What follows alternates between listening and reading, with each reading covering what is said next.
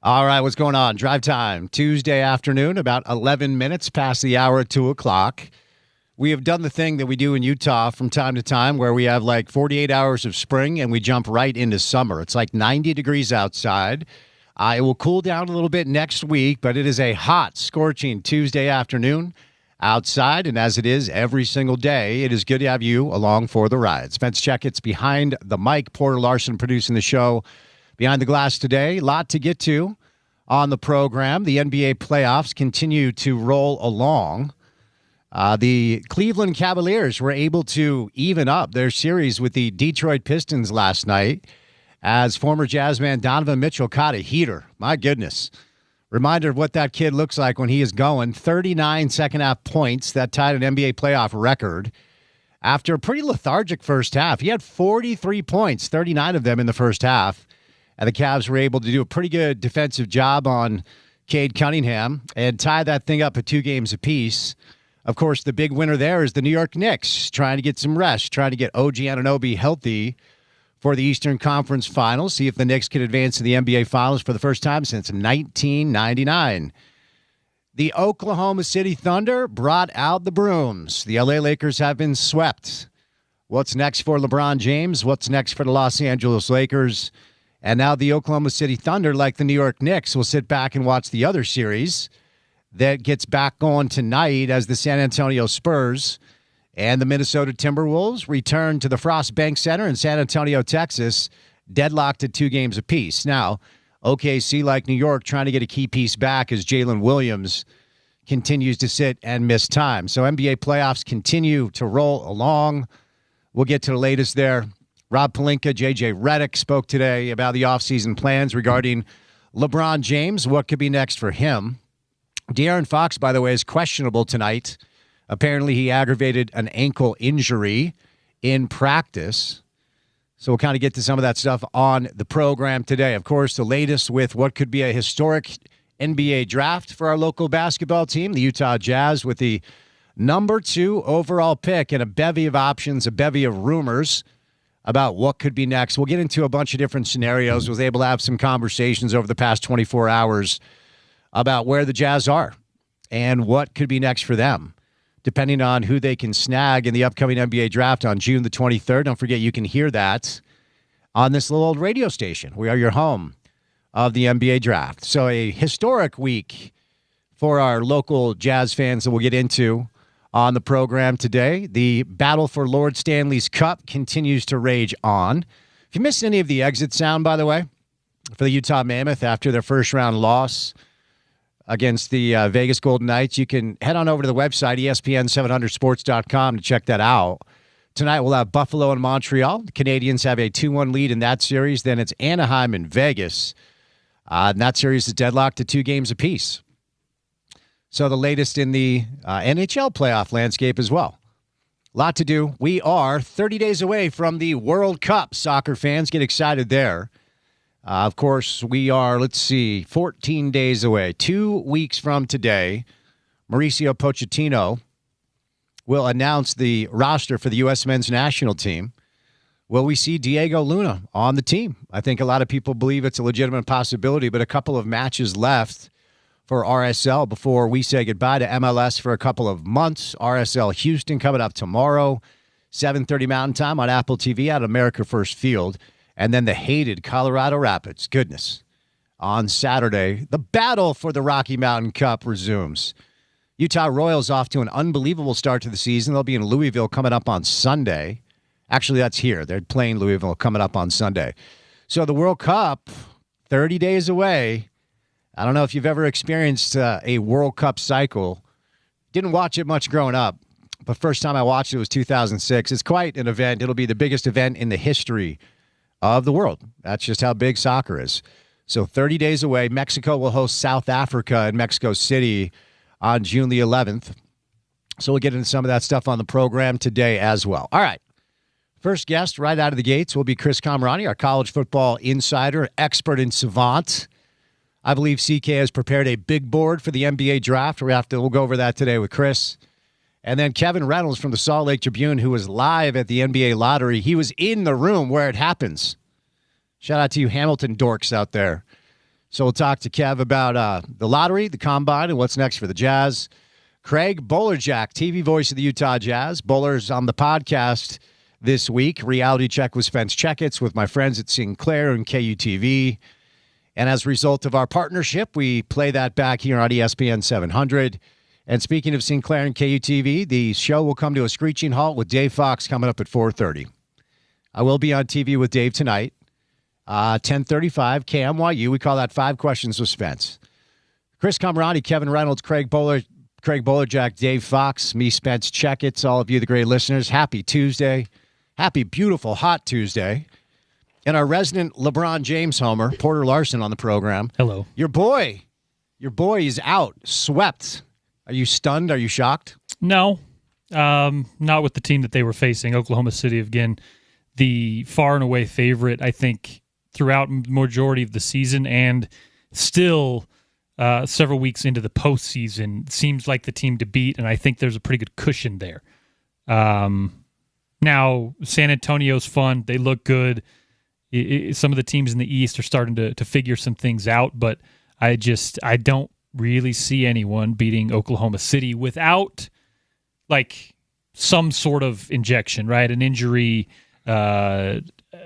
something we don't necessarily see right now happening. That's the only thing I think is standing in the way of the Oklahoma City Thunder, and yet another NBA title. So not necessarily surprised. I did think that they might get a game in this series. I don't know. It's off season now for the Lakers, and of course that means it's focus on the Lakers' time. You know, I think as long as Shea is healthy, I don't think anybody's touching him. Like A.J. Mitchell has suddenly become a superstar. They dust these dudes off from ridiculous. The G League, throw them in, they score 25 a night. And they added Jared McCain in the midst of this run. It's kind of ridiculous. And I said it that day. I didn't really know what Philly was doing. Now, when you got VJ Edgecombe, when you got Tyrese Maxey, your backcourt's a little like crowded. So they got rid of that asset to maybe bring in a front court player or some help for Joel Embiid. But that's a player that I think is going to really fit well with OKC, and I don't really know what Philly was doing moving on. It's Sam Presti is at this point spent the last 5 to 10 years now is just putting on like a masterclass of how you do it when you don't necessarily have the big market at your back. Yeah, no doubt. All right, our first guest, Chris Camerani, live in the studio today. We'll do some off-season college football, Chris, and kind of bounce around a little bit. Kevin Reynolds, Craig Bolerjack, Dave Fox. But before CK stops by on a Tuesday, courtesy of our good friends at IFA Country Stores, it's time now for your opening tip. Now, with IFA's Weed and Feed, you're going to grow strong, healthy, dark green turf without a weed in sight. It is the ultimate lawn owner power move, now at IFA.coop or at one of your local stores. All right, over the past 24, 48 hours after it was revealed that the Utah Jazz received the number 2 overall pick, a lot of conversation about what they're going to do with that asset, okay? So a couple of different things here. The NBA Combine's going on right now, and for those of you that have a life and don't follow that, first of all, congratulations.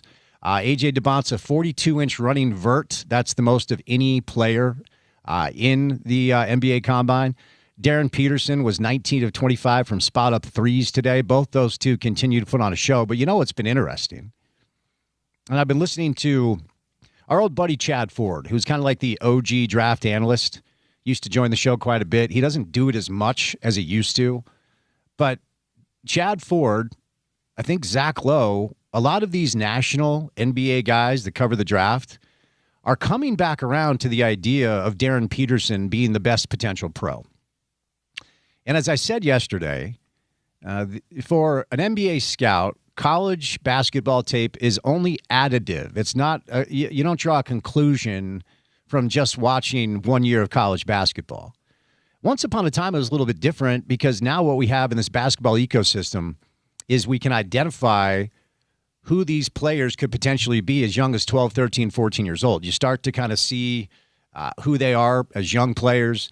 And then throughout the course of their growth, whether it's AAU basketball, whether it's some of these summer tournaments where they all play together, or even some of the tournaments where the biggest high school or club teams across the country play each other. We've been watching them play each other and with each other in some instances for a number of different years.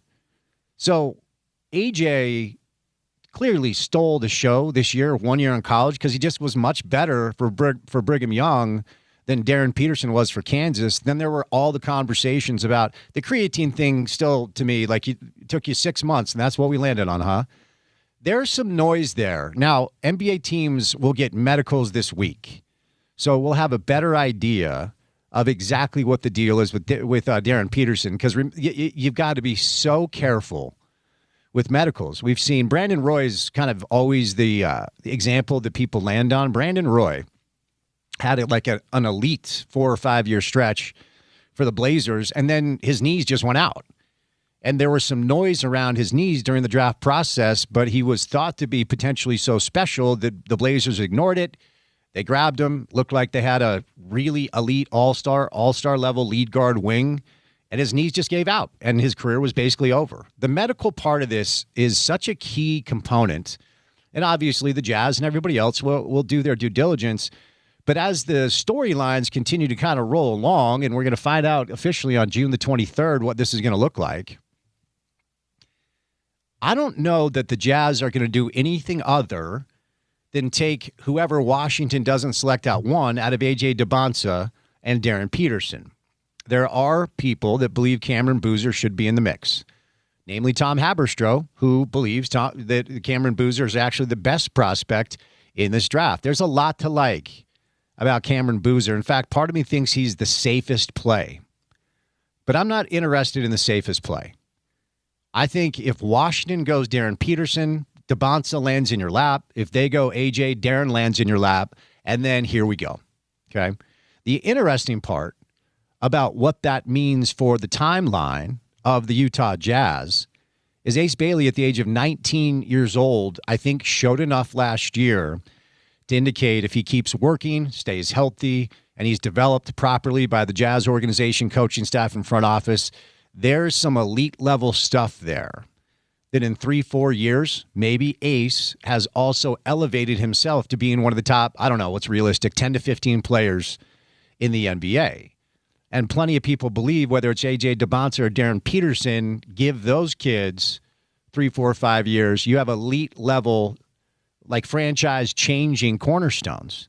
So is there a chance that the Jazz are doing that calculation and saying, okay, Ace at 19, AJ, Darren Peterson, these 19-year-old superstar players, let's just take whichever one is still on the board, and now our timeline begins with Ace Bailey and Darren Peterson, okay?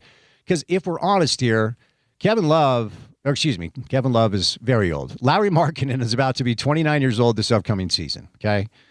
The nice thing is the way this is kind of shaking out, Jaren Jackson Jr. at the age of 26, Walker's 24. As far as the players who are considered part of the core, Keontae's 22. I have plenty of questions about the rest of this group, namely Isaiah Collier, Kyle Filipowski. I think Sensabaugh's probably played himself in the mix. We'll throw him in there at 22. I still am not big on Cody. Respectfully, maybe he has a Keontae-type offseason and shows up and kind of catches people off guard. But with the reality of what the Western Conference looks like right now, even adding a Darren Peterson or an A.J. Debonsa does not catapult the Jazz to the top tier of the West. It just doesn't. They know that. So is there a world where you're looking at it kind of like this? Because I was looking around. So the Ringer, ESPN, Hoops Hype, and SI before every season rank the top 100 NBA players. Okay? So here's where the Jazz players ranked last year. Lauri Markkanen was at 49. Jaren Jackson Jr. was at 28. This is to start the season. Keontae George was not ranked, but for the final ranking of the year that the Ringer did, Keontae had climbed up to 53. Okay? So the three most proven commodities, Walker was not on the list because he was hurt. The three most known commodities, Lauri Markkanen, 49, Jaren Jackson Jr., 28, Keontae George, 53. This year, let's assume Walker's top 50, okay?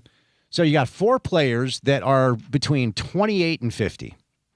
And even though all four of those players are good players, what you are sorely lacking, and it's the hardest thing to find, but it's the most important thing to have, is one of those elite wings that is considered a top 10 or 15 guy. So are you looking at it kind of like this? Okay, so let's operate off the hypothetical that Washington goes AJ, and then the Jazz just grab Darren Peterson.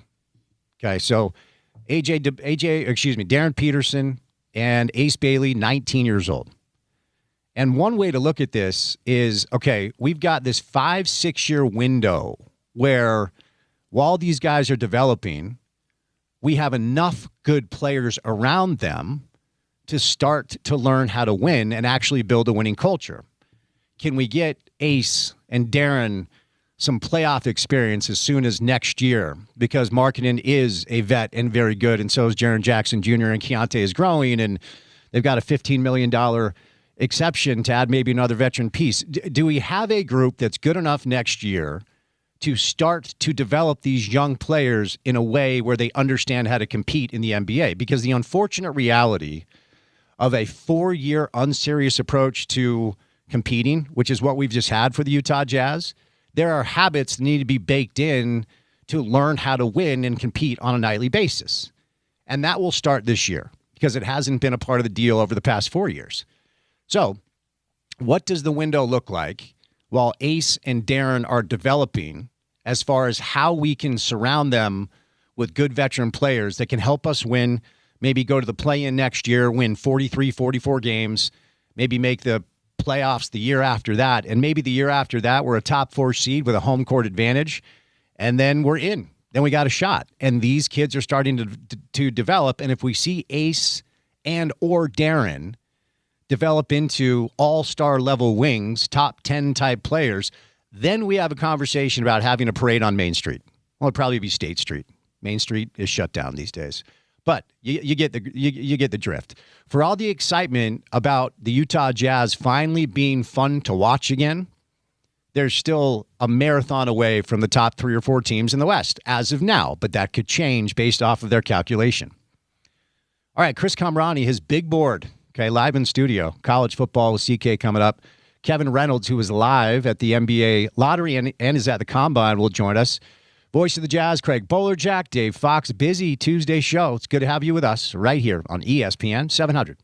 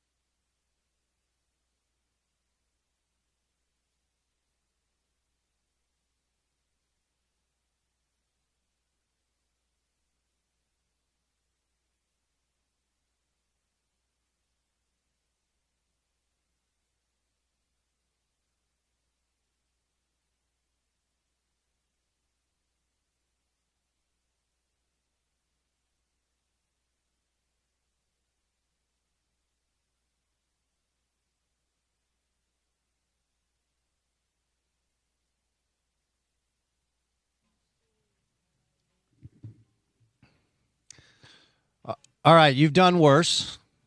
You've done worse. In fact, I might I might need to send a super deep track for the next bump. Chris Camerani's live in studio. We do follow the gospel of Andy Bernard on the program, that deep tracks, no hits when it comes to Dave Matthews Band. So, CK, on a scale of 1 to 10, how deep of a track is Don't Drink? Well, it depends on who we're talking to. If we're talking to Aaron Falk, because of the irony of which he would throw it in your face, I'd probably say a 10. But okay. For the Lays, probably 6. 6? Yeah. All right, not bad. But I'll help Porter out with the deep track for the next. All right, you get the. I have a feeling I know where you're going. Okay. You'll get the next deep track option for a little Dave on a Tuesday. How are you, man? I'm good. How are you? Good to see you. Yeah. Good to see you off air. We got you out of the house. How about that? The bike over at TF, hanging out. That was good. I can be an adult. Yeah. Once in a while, but you know me. I'm kind of like. I'm not saying I'm strong like this animal, but like a bear, you know? Yeah. You come out, yeah. Hibernation time is over. Yep. Enjoy the sun, enjoy the weather, enjoy nature, and then soon it'll be time to go back. Well, and we got you for about 90 minutes? Well, I mean, I was there. Yeah. Someone else was chasing birdies, dude. You were close. Should we talk about it? How many feet away? Oh, yes. 2.5? No. It was about 6 inches. I almost had my first hole-in-one over the weekend, 6 at Bonneville, which I think is going to be the hole. And when I hit it, I knew it was going to be close, and we couldn't really see it. Trey thought it went in. Yeah. We thought we had it. 4 iron? 6. Oh, I mean. That's all right. You know what I would have swung. 190. Oh, you're going driver off the par 3 no matter what. You would have taken a 3? Oh, yeah. Do you own clubs? I do. They're hand-me-downs. It doesn't matter. From Aaron Falk. Okay.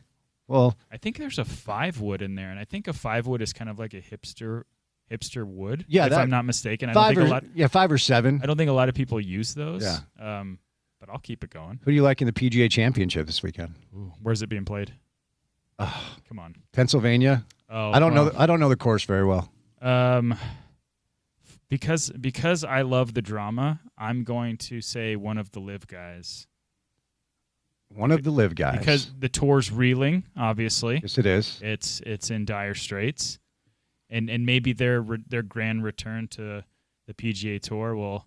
I mean, like it's kind of everyone wants. I think ESPN or somebody wrote about like we want the Scheffler DeChambeau rivalry back on. Mm-hmm. Like can we get that going? Is that a possibility or maybe? I'm not a Bryson guy. Aronimik is the name of the course. I've never heard of it. Yeah. Well, I don't have to tell you. Tough fairways. Tough track. Yeah. A lot of sand. Yeah. So no pick? Just throw it out there. I'm not going to pick Colin Morikawa. Because you got that one earlier this year. I'm trying to think who are the guys that were on LIV that weren't Bryson DeChambeau. Is Justin Rose a LIV guy? He is not, but he's played good golf this year. John Rahm. John Rahm. Can I throw John Rahm? You can throw John Rahm out there. I do believe he's in the field. All right, CK. Is there anything interesting going on in the world of college football this time of year? I feel like this is the deadest of dead times in college football. Unless you're really into the College Sports Commission, CSC versus Nebraska heavyweight fight for who's doing NIL deals right or wrong, I would say there's not a lot going on. But I'm in that camp. I have plenty of colleagues who are way smarter than me that are covering that.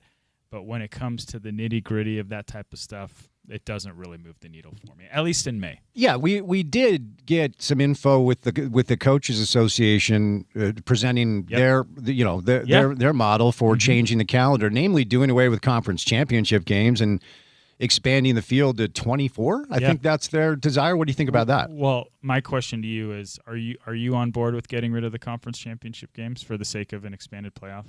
I wouldn't. I mean, I like conference championship games, but my question is, how important are they when you're actually analyzing? Yeah, see, that's the deal, right? They're not. Yeah. I think they only matter in the. I guess I would assume they're going to stay the same in the college basketball world, where if you're the 7th seed and you get on a heater in the tournament and you win, you're into March Madness. College football's not the same anymore. And if anything, as we've seen in recent years, some schools kind of enter that with some trepidation because they're worried that if they lose and other results don't go their way, they could potentially fall out of a 4 to 12 team playoff. 24 is a lot. I mean, ironically, Kyle Whittingham has been saying this for years that he eventually thought it was going to get to a 16 or 24 team playoff. Mm-hmm. I don't think. I mean, I guess count me in as the guy who, sure, I would love to see an upstart Tulane team get a shot at Bama or LSU, and maybe they get their tracks blown off. But guess what? That's okay. Is it that much different? I don't know, because like I don't. When we're talking about conference championship versus expansion, I just think you have to be realistic, and the reality is this is where the train is going, and you have to be on. Yeah. And like you, I don't mind seeing the opportunity for something really cool, like a smaller school. I mean, what's the difference between a Big 12, 10, or SEC school getting blown out in the first round of a college football playoff versus a G5? Yeah, really nothing, quite frankly. Because we've seen that a lot in recent years. Well, and we've talked about this all the time. Like, it's not the unfortunate reality is the Big 12 is not competing for national championships. Nope. They just aren't. Nope. I know that sounds harsh because, fans love hope. They want to be sold hope in any sport, on any level. What does the hope do, Spence? It's what kills you. New season of Ted Lasso. Porter's pumped. You stoked? I mean, we're ready. Look, I like what fun. What else do we have to do? It's 35 minutes. Unlike you two, I like fun things. So I'm excited to watch another season of my guy Sudeikis and Ted Lasso. But it's not just the smaller schools not being able to compete with the Ohio States and the Texases or whoever you want to put on the list.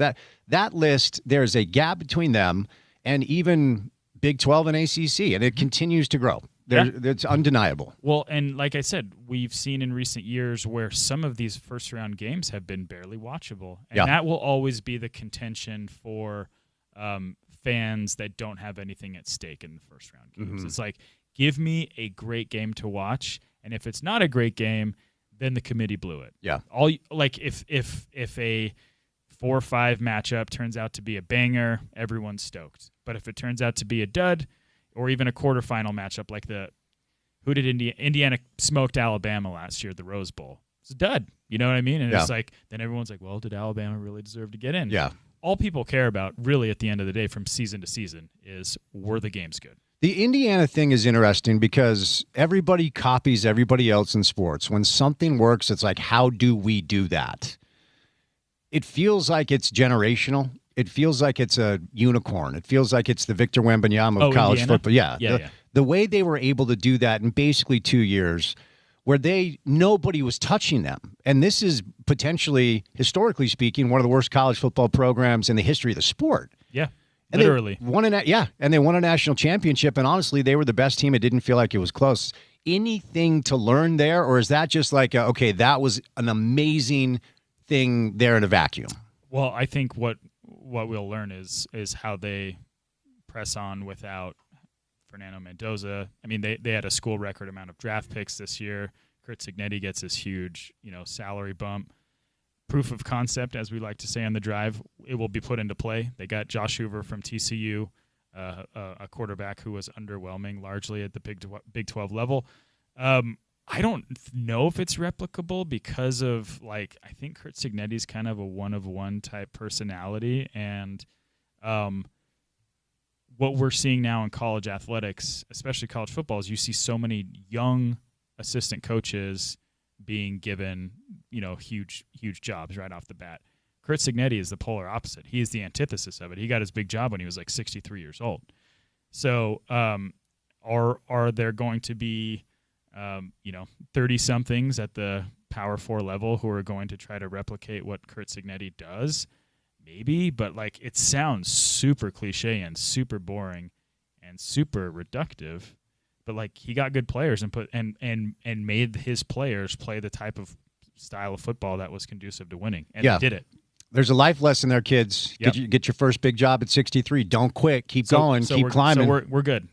Me and you, we're good. Well, we're doing our best. Okay. Hopefully something comes down for both of us sometime soon. I agree. But keep going.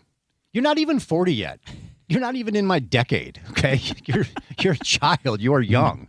You got. But I'm soon to be there. We'll share a decade for a few years. You're getting there. Yeah. What's the hope? What's the big life break that at 40 that levels you up, or at 63? What do you want that to look like? I don't know if it's a job necessarily as to just being chill. Trader Joe's. Trader Joe's, or winning the lottery. Are you playing? Are you in? No, but I mean, like when you go to California, you get a quick pick. Yeah. See if you can hit the big one and afford to buy all the things. What's the first move? CK. Let's say it's 300 mil. Wow. Okay. Well, after taxes, it's about 140. It's a good question. I mean, I would probably set up, a trust for my kids. Mm-hmm. Buy a house for my family members. Buy a house for my friends. Maybe get a timeshare for my friends. You'd crack off a piece for the boys? Oh yeah, easy. The golf trips would be epic. The golf trips would be epic, but they would only be on my calendar. You Well, guys could do what you want. Well, you're bankrolling the thing. Yeah. Yeah. I don't know if there would be one. I mean, I would probably just be the worst and buy an amazing house somewhere in Hawaii. It's not the worst. I mean, it is. That's the play. I mean, it's yeah. What about the calendar change? So it looks like week 0 is going to be the new start to the college football calendar. As it should be. 100%. And then also, let's end the thing earlier. I think they're trying to end it after like the first week of January. End the thing earlier. Don't take an unnecessary 3 to 4 week break. Like, what are we doing? And traditionally in the past, it was like, oh, these kids have finals. It's like, come on, man. What are we doing here? Yeah. Yes. The reason why the NFL smokes everyone at that time of year is because guess what? The NFL doesn't take a 2 to 3 to 4 week break. Yeah. They just keep doing the damn thing. So that's what college football needs to do, is capitalize on the momentum that it has. And I think when you eventually get to a further expanded playoff, I do think you'll see that. But that has been an eyesore for a long time, that break. 24 teams, the expansion to 24. Now, if you need another reminder who's running the sport, this comes down to the Big Ten and the SEC agreeing on it, because Sankey wants 16, the Big Ten want 24, but it looks like the momentum is towards 24. Yeah. What do you think? The more the merrier. In that means there's going to be more media rights money, just more money in general, and if you can continue to sell programs this bill of goods that you will have a shot each year, I don't think that's necessarily a bad thing. And I know there are some truthers out there that have said, like, even moving away from the 4-team playoff was a travesty because you are having flawed programs play for a national championship. But this brings me back to my argument, and I don't know why we do this in college football.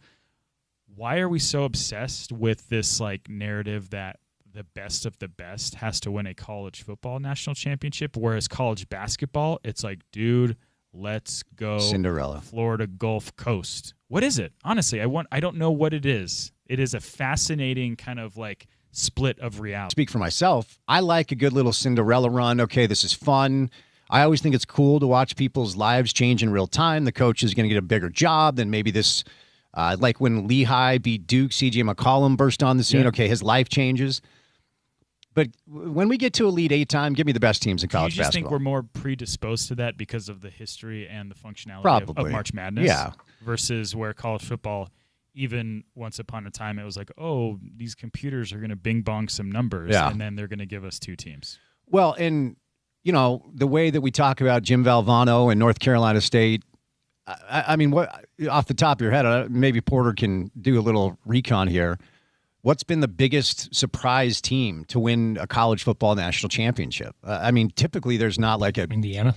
Yeah, I mean, but they were the best team. Yeah, yeah. I mean, the one that I can think of in modern history, and it's not even a surprise, was that first year that Ohio State was a number 4 seed, and they ended up smoking everyone. Right. Like maybe Auburn's 20 run. Cam Newton's year. Yeah, but it is this fascinating thing that I don't understand why we put on this hat of like purism where it's like the best has to win football, but in basketball it's like let's go upstarts. Yeah, no, it's interesting. All right, Rittenberg, Max Olson, Eli Letterman. Excuse me, the guys at ESPN ranked all of the off seasons for every P4 conference. Okay, so let's go down to the Big 12 here. Let me ask you where you think Max Olson's my guy, by the way. Okay, former colleague at the Athletic. Friend of the show. Yep. Where do you think they ranked Utah? So off season is transfer portal and incoming recruits, and then who you lost. I'm going to say 5-7. 8. Yeah. Little eye opener for folks out here, Well, again, and this goes back to what we've been hammering home the last several months. We don't know what this team's going to look like. Yes, Devin Dampier looked good when he was playing behind 5 future pros, and he had the play caller that he knew better than anybody. Everything's different, man. Like that, and guess what? One thing that we failed to mention and have failed to mention is that somehow, for whatever reason, Utah's defense was a shell of itself for the back half of the year and gave up a historic amount of rushing yards. They have questions to answer. Like, they have the luxury of being in a Power 4 conference that is, I guess you could say, top-heavy. But, like, if you look at the roster, how many proven commodities are there? There aren't many. And that's okay to say without this. There's this perception where it's like you gotta be positive, you gotta be friendly. It's like, no, man, just call it what it is. Enough is enough. Can they surprise them? Yeah, they can surprise everyone. They can go 10-2. But like 8 out of 16, considering the amount of massive change they had, I don't think is that offensive. I don't think it's shocking, but maybe it is to some. No, it's only shocking to people that won't look through anything other than their rose-colored glasses. That's not how we do the show. Like, we talk about what's actually going on. Do I have optimism and hope? For sure I do. Do I have any clue what this is going to look like with all these new players?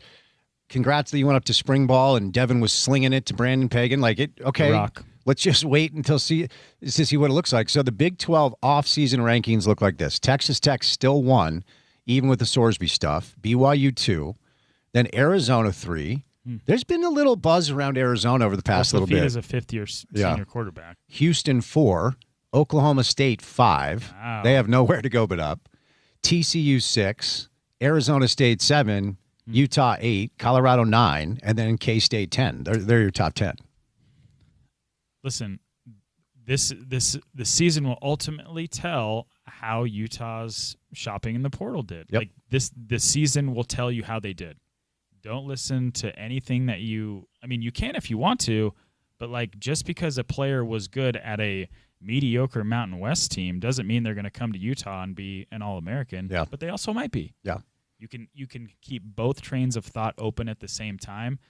My only issue is like if this Utah team is primarily, if Witt's coming back, if Jason Beck's coming back, if you had a couple offensive linemen coming back, we're maybe having a different conversation. And I think even national media members who aren't as plugged in as local media members would agree, because you have somebody who's leading the program that's done it for 3 decades, who's been here for 32 years. Morgan Scalley, born and bred Utah guy, the prodigal son. I get it. But he's never done this before, and he's doing it with largely a brand new coaching staff. Yeah, that cannot be understated enough. Where do you think Michigan lands in the Big 10 offseason rankings? I'll say 5. They're at 6. Okay. So Indiana's 1 because Indiana's just doing. It's so interesting. As I've said for years, there's not a sport where it's more important to hire the right head coach. It's important everywhere, but in pro basketball, Luke Walton took over for Steve Kerr and was like 38-1 or something with the Warriors. And I think he got one other head coaching job with the Kings. That didn't work.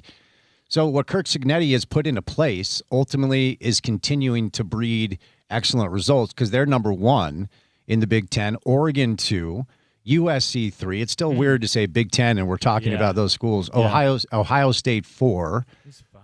Penn State is 5. Rocco Becht. They just took everybody from Iowa State, who, by the way, was last in the Big 10 rankings. And then Michigan at 6 with Witt. Well, I mean, going back to Indiana, like another thing that can't be understated enough is the fact that Curt Cignetti's held on to his coordinators. Like generally when these types of dream seasons happen, coordinators get head coaching jobs and leave. Like the fact that they are able to have that continuity is huge. Michigan at 6 doesn't surprise me. They're in a pretty much similar boat as Utah. And they have a less proven commodity at quarterback. They just have more talent. Yeah. Yeah, and there was just an announcement made that the University of Michigan made like a $20 million investment into some AI situation. Cool. It's set to breed like $200 or like $2 billion. and they've announced they're going to use $500 million on the athletic department for NIL coaches and players. Good day to be Whit when that news comes down. I mean, it's a massive. Not only is it a massive athletic department, but it's one of the best universities in the country. It's world renowned. And listen, man, you get smart people who go there, they're going to end up making lots of money. And if they love their experience, they're going to end up pouring it back in their alma mater. The name of the game now. Yeah. Hey, before we break, I referenced Colorado at 9. And when the Dion thing was all anybody was talking about, you wrote a lot of good stuff on what Colorado was trying to do. You went down there multiple times. Yeah.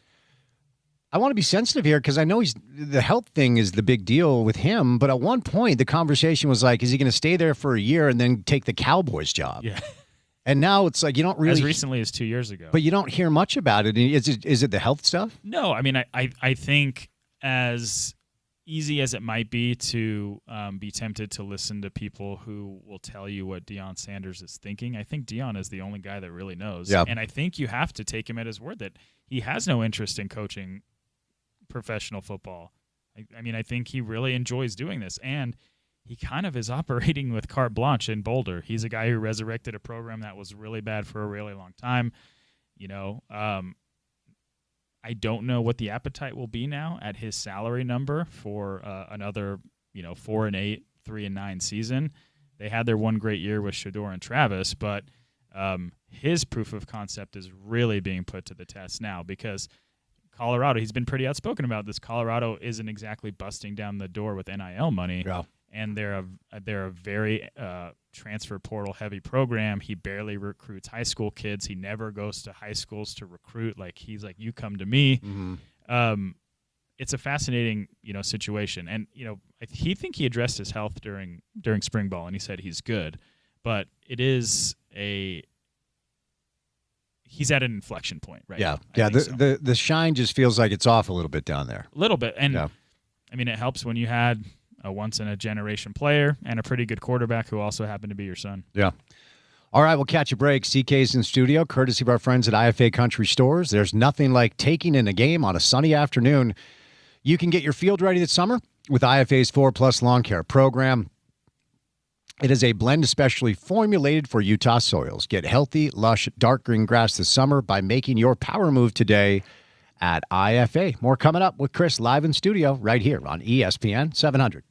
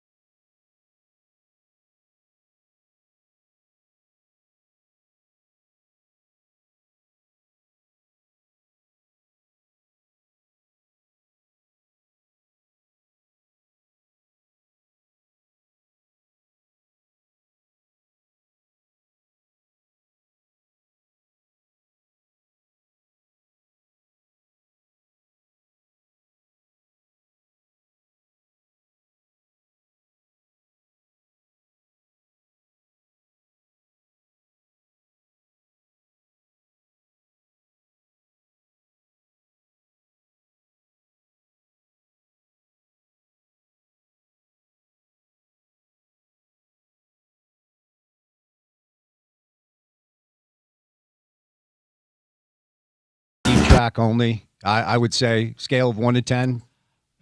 It's pretty high up there, man. Especially considering it is a deep track that ends an album. You know, Yes. Like, it takes you home. What the hell? Do you know what it's about? Let's see how deep your knowledge goes. It's about a bartender. It's One more drink. It's metaphorical. Yeah, I mean, bartender's supposed to be God. It's a metaphor. Fill my cup with something other than booze. It's Sure. about fighting addiction. We don't need to get into it. But yes, metaphorically, the bartender is supposed to be God. There we go. There we go. Little Dave deep Bringing knowledge. some levity to the drive. There you go on a Tuesday afternoon. 30 days away from the biggest sporting event in the history of the world, the World Cup is going to be played in our region. We are 2 weeks away from Mauricio Pochettino announcing the U.S. men's national team roster. Are we going to do a bracket? Of course. Absolutely. Right. We have to. Okay. So RSL is kind of slumping. They've lost 3 or 4, but Diego scored another goal. Mm-hmm. He looks fit now. Took him a minute after he was hurt to get back in form, which it will. He's scoring goals. He's providing assists. There was a U.S. men's national team rep at the Dallas game. What are the odds? May 26th. You think we see his name?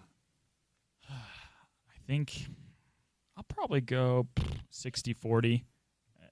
Weirdly, I think it could come down to him or Gio Reyna, as we've talked about before. Yeah. And even though Diego has many more goal contributions, Reyna scored his first goal for Mönchengladbach last weekend, I think.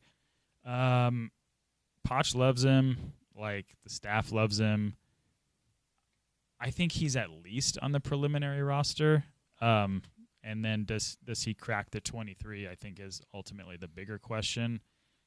He can only do himself more favors by showing out more, and he has a couple more chances to do that. What sort of wind in the sails could it give him? Let's say he makes it, and let's say he is able to get some time, and he has a little bit of a Beckerman, like, wait, we didn't really know who this guy is, and now he's start. I don't think Diego's going to start. What sort of wind in the sails could it give him as far as momentum to maybe get an offer this summer window that RSL simply has to accept? Yeah, I just don't know what European clubs would be interested in looking at him. I just think his physical makeup is not exactly conducive for where that style of game is. I mean, I would see maybe some Italian teams or some Spanish teams, but like Liga MX teams have publicly voiced that they're interested in this guy. And he just doesn't want it? I mean, by all accounts, it seems like Europe is the preferred destination, as you know, is obvious, but I don't know. I mean, he will be in a much different position where Kyle was, whereas Kyle was last hurrah, different, like literal different position on the field, like holding it down, whereas Diego will be, okay, they're down 2-1 in the 68th minute, go do some stuff. Yeah. And if he, has a couple goal contributions, I think that will open people's eyes. He's so technically gifted in tight spaces, which we don't see all that much of in MLS. Mm-hmm. Maybe if he's able to show that on the world stage with the U.S. men's nationals team, that might open up some more doors. But considering his age and his physical makeup, I just don't know if he doesn't have the same intrigue, let's just say, than a Gozo. Like it's a totally different style. Yeah. Like it's kind of old school. Maybe this is a bad comp, but like old school Javi, mm-hmm. like just more. And granted, Diego is more positionally. He can play multiple positions, but I just don't know if he's the type of guy that big clubs are going to want to come knock on the door for. This might sound reductive. Yeah. Drink kids. We need to start a game every time we use one of our terms. Let's do it. I just don't know that he's the athlete to end up overseas. Like, he's not very big. He's not very fast. He plays his ass off, mm-hmm. right? And he maximizes he gets every part of his athleticism that he possibly can because he plays so hard. But without knowing much about the international soccer ecosystem, if I'm watching like an EPL game, you're seeing athletes. And Gozo, to me, does have that profile. I don't know that Diego does. I agree. And I think, like, yes, there's a world in which if we're eliminating the big four, if we're, taking out England, Spain, Germany, Italy, like, could Diego go star in the Netherlands On a good, Dutch team, yeah. Could he go star in Belgium or Portugal? Sure. But I think if we're talking about really cracking the top 4, that's difficult, to your point. And that's one thing that is totally undersold to like the generic sports fan audience worldwide, is like, not only are these the best soccer players in the world, they're the best athletes in the world. From the literal world, like not just America. Yep. I always talk about that. It's something that, even though I've been covering this sport and watching it now for 20 years, I still don't think I have an accurate frame of reference for exactly what that gap is. The conversation always sounds like, well, if our best athletes decided to go all in on soccer. Do you remember that? What's your starting 11, Spence? LeBron in goal. Everyone always starts with LeBron in goal. Is there anything to that? No, there's not. There's not. It's impossible. It's like asking a star athlete to pick up a baseball bat and expect them to hit a fastball. Well, because once upon a time, I think like Chad didn't he try to make to make Sporting Kansas City? It's just a totally different beast, man. Yeah. Like they're so good. They're so their bodies are so fine-tuned, like 0% fat, pure muscle. They're running 8 miles, sprinting at times, and you have to have the perfect type of touch with all these things. It's insane, man. It's very difficult to do. Question from a listener. Yeah. Do you know who Neil Kennedy is? Is that the guy that wrote Chappelle's Show with Neil Brennan? That's Neil Brennan. Okay. Question from a listener is, you guys need to discuss Neil Kennedy's chances of making the squad. Apparently, he's some guy on Instagram that is trying. I don't. So you don't know much about this?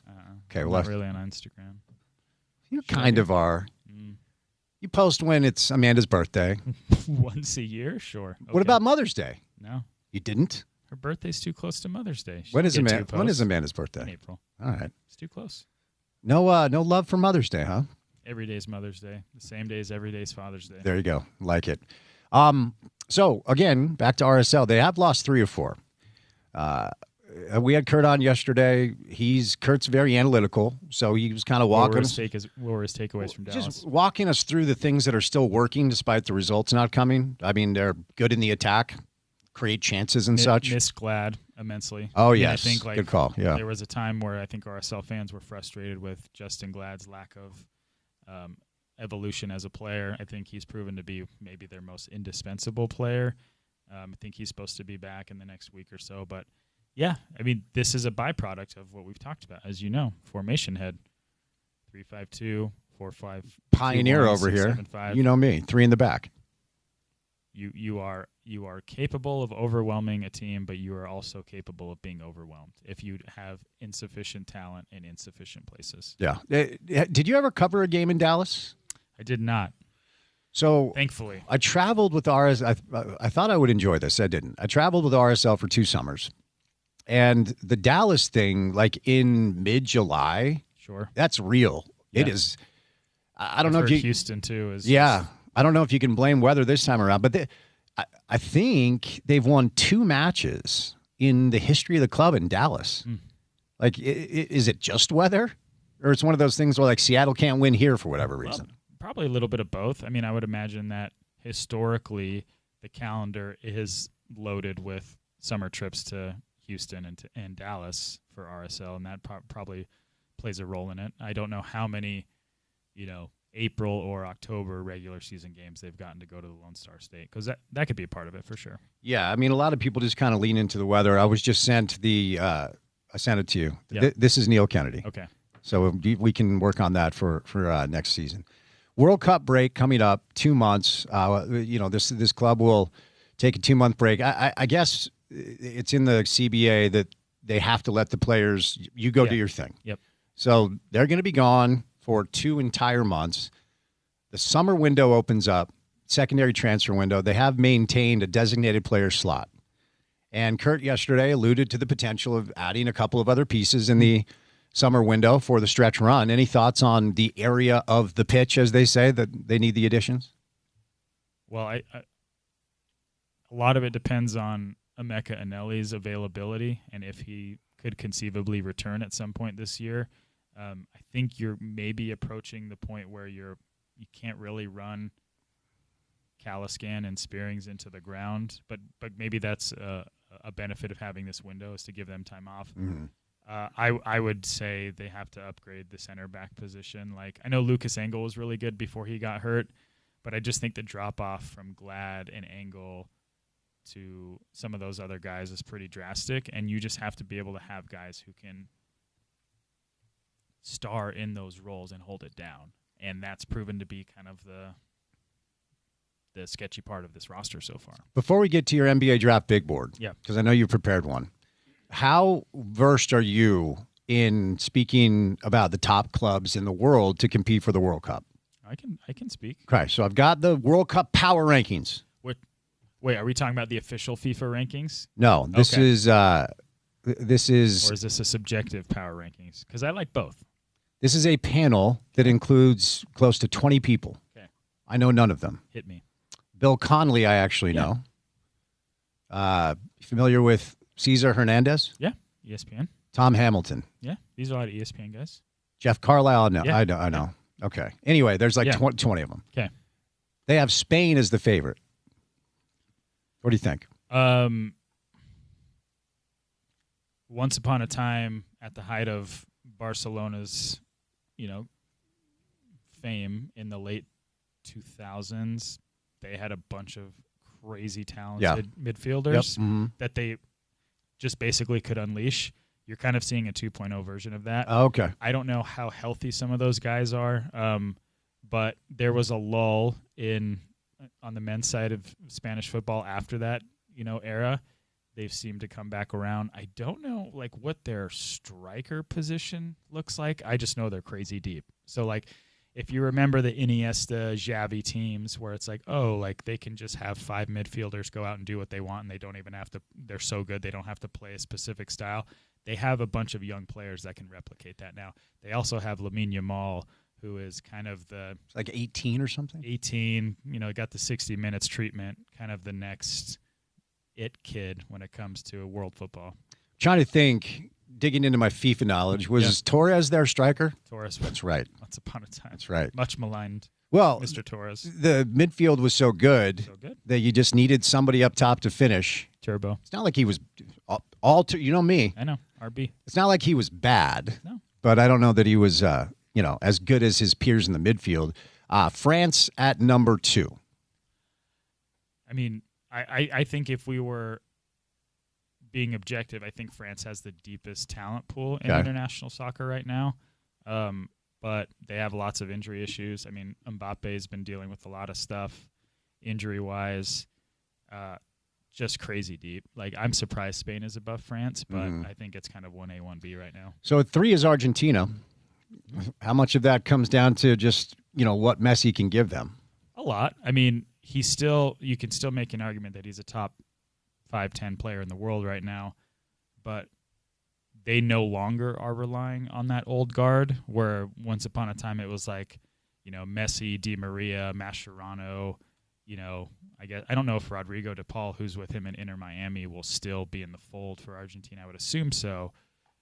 But it's another country where it's you can have your pick of the litter basically at any top, league, any top club in the world, and it's there's an Argentinian guy. All right, coming in at 4, God Save the Queen. Ooh. 3 Lions, baby. Come on, England. You gonna bring it home? Are they gonna bring it home? Once the U.S. is out.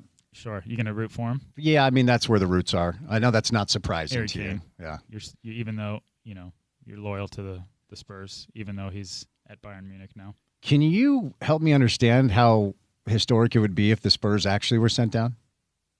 It's ridiculous. Who's the biggest hipster NBA team? The Charlotte Hornets. No, who've actually been good in the last 15 years. I feel like OKC's a little hip. Smaller market. So, yeah. Let's say before they won the title. That'd be like a really beloved team being okay, you're going to go play against the St. Pierre Bison in the G League. The Seattle Sonics back in the day. Okay, yeah, that's a good poll. Okay. Last one, 5 is Brazil. Yeah. Carlos Ancelotti, who was Real Madrid's manager for a long time, who led them to a bunch of Champions League titles and La Liga titles, is in charge. We haven't seen Brazil live up to the expectations in like 20 years. Yeah. And I wonder if this generation is able to embrace all of that pressure and just like play free. But like growing up, that's what you envisioned is like, okay, Brazil is going to clown everybody until they get to the final where they'll have to beat Italy or France. Yeah. That hasn't been the case for a very long time. They have a bunch of good young players. I would imagine that a lightning rod like Neymar is not going to make the roster, and that's probably better for them. But yeah, I wonder what Brazil can do, because it's been so long since I remember. Like they were once upon a time like the primary Nike ad guys. Like they were the club that everybody was excited to watch, and now it's your Spains and your Frances. I think the Nike ad campaign with Brazil was one of the coolest ad campaigns. Yeah. Was that 06? It was 02. There was two. There was 02 and 06. Okay. Yep. Yeah, that was one of the coolest ad campaigns. Because, again, 2006 is the first time I watched 1 minute of a World Cup. Yeah. Knew nothing about it. I'm like, okay, let's watch these guys. It was like Kaká. Yeah. Ronaldo. Yep. Not that one. Ronaldinho. Yep. Roberto Carlos. Yeah. On his last legs. Yeah. Real Madrid fame. Yeah. All right. So, Chris, I know you're not a huge NBA guy, and that's all right. But I'm a man of the people. Though. You are a man of the people, and things got interesting on Sunday as we're all kind of sitting on our couch waiting to see how this would go down, or maybe chasing birdies at Bonneville, whatever your thing is. Maybe at TF hanging out. I don't know. Your poison. Yeah, wherever you're at, watching to see how this would go down. And look, not to be too hyperbolic and over the top, this is a big deal. Mm-hmm. What the Jazz don't have on their roster, I was looking at this earlier. So every year, the Ringer does it, SI does it, ESPN, Hoops Hype, they do their NBA rank, top like 100 players in the NBA. Hoops Hype takes the average of all four rankings. Last year, Lowry was at 49 to start the year. Keontae was not in it to start the year, ended at 53. Jaren Jackson Jr. at 28. So those are the only three Jazz players that were on the list. This upcoming year, Lowry has missed 104 games over the past 3-4 years. We just forgot that he's awesome. I think he'll move up. Jaren Jackson Jr., that's about right, 28. Maybe Keontae moves into the top 40. Maybe. I doubt it. Walker was not on the list because he was hurt. So maybe you have another top 30, 40 guy there. So you've got four players that would be ranked between 28 and 50. It's fine. It's good. They're all good players. What you don't have is the hardest thing to find, and that's the one guy that when you pull up the NBA rank, he's top 10 or 15. There's a chance that either AJ or Darren or Cameron Boozer could be one of those players. So that's what makes this a big deal. Are you buying any of this? Ryan Smith has been trying to get AJ DeBonsa to the Jazz since he was like 14 years old. No. That's the national narrative, by the way. I mean, it's easy. Put baby in a corner. It's easy to do that, but like again, this is the first time in franchise history the Jazz have ever picked above 3 in their 40-something years of existence.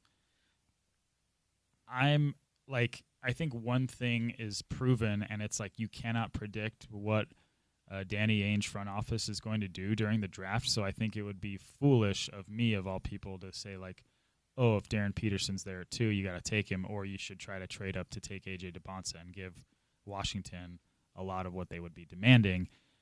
Who knows, man? Like I think everything is on the board for them. Like, and you can correct me if I'm wrong, but it's like this is almost like the perfect situation for them, because I think if they got one, then that noise would have been insanely loud. It would have been a home run, surefire, done deal, take it to the bank. Now it's on Washington. Does Washington think AJ DeBonsa is their guy? And if not, then he can fall to the Jazz, and then the Jazz can be like, hey, look, they didn't want him, we'll take him. Yeah.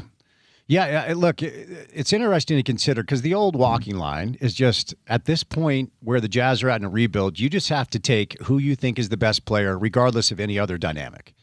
But after the lottery, Austin Ainge said, and I find this to be calculated and maybe somewhat of a message being sent, we're looking for a player that's going to stay here for 10 years. We know the history of the Jazz. Draft pretty well, develop pretty well, have not been able to retain, whether it's Hayward or moving on from Mitchell or Gobert. And there are two interesting dynamics, not just AJ, but Cameron Boozer's father works for the team, and Carlos played here. I just have to wonder if they're actually, because Darren Peterson with no ties here. So let's say Washington goes AJ at 2. Is there any thought? I think Darren's the pick. I think you picked Darren. Is there any thought to go Cam Boozer because maybe he does actually stay here for 10, 12 years? Well, his dad also left in free agency. Yes, he did. It's not like he retired here. Correct. I wonder if the historical nature of the Jazz roster build is going to play into this at all. Because if you look at the Jazz moved here in 79, have they ever had a wing player who is of size that plays the position the way is needed to be a star player in this league? Chris Morris. Chris Morris.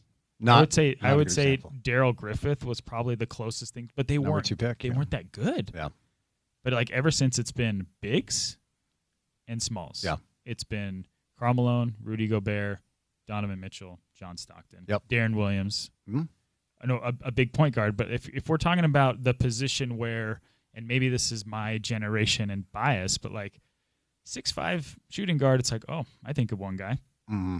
You know what I mean? Yeah. And it's like, those are the guys that are still running this league, as good as Jokic is. And the Jazz roster is kind of currently set up to have that perfect archetype slide right in. Yeah. But are you worried? Are you worried about the bevy of issues that they're going to have to dissect regarding Darren Peterson? In today's NBA, can you have 4 quote unquote bigs? Is Cam Boozer going to be a point forward? Is he Kevin Durant? Is he Jokic? I don't know. Yeah. These are all these fascinating dynamics that I think that the Jazz have to wade through. Yeah, it makes it really interesting. It gives them a lot of the new buzzword in the NBA is optionality. Ooh. Gives them a lot of optionality, CK. Before I say you lose, I wonder, so last week before the show, I sent out a text to 4 or 5 of my friends that are the biggest Jazz fans I know. And I said, how many games did you attend this year? How many games did you watch this year? And how does it compare to when you were at your peak? And most all of them were attended 1 or 2, watched a handful. One of them tried to watch more, but not even close to the consumption of Jazz basketball that they were once upon a time. And these are lifelong Jazz fans. Mm-hmm. You have Jazz bros in your vicinity. What's been their reaction to this 4-year unserious process? Similar. I think we're also at this phase of life where we're getting older. Yeah. Kids like more important things. It's easier when you're in your teens or 20s to be stoked on something unrealistically, where it's like, yeah, let's believe we don't have jobs, we're in school, let's be stoked. We're old, we get a little fatter, got more grays, got kids, got to put food on the table. My group is basically where your group was. Maybe even more leaning towards I didn't watch many games. Yeah. It is what it is, man. You got to give them something to get stoked about. And in a weird way, and this is I'm gonna date my group and myself here. I think the only way they really get back into it is through their kids. If they're kids who are in elementary school or in middle school, they're like, dude, did you see, Dad? We got Darren Peterson. Yeah. Maybe that'll bring him back around. Yeah. But I think there's a huge portion of the fan base that's kind of shrugging shoulders. Were you ever? You don't strike me as a guy that ever watched sports with life or death. When I was a kid. Yeah. When did you realize what a zero-sum game it was and what little energy it actually? When the Niners lost 4 Super Bowls in their lifetime. Yeah. It's funny how that shift occurs, where at some point it feels like everything. It's the job too, Spence. Absolutely, the job is you see how the, what do they say? Sausage. The sausage is made. Yep. Yeah. Turn the wheel. Just eat the hot dog, kids. Don't look into how it's made. Chris, great to see you. Thanks, man. I appreciate you. Chris Kamrani from The Athletic, our college football insider and expert. Did a little college football segment 1, and then a little World Cup. 30 days away, a little RSL, and it was some Jazz. All right, we'll catch a break. Speaking of the Jazz, Kevin Reynolds was at the draft lottery and the combine going on as well. We'll bring in Kev, Craig Bowlerjack, and Dave Fox during the 4 o'clock hour. Then we'll launch into the final hour of the show. Say goodnight at 6 on ESPN 700.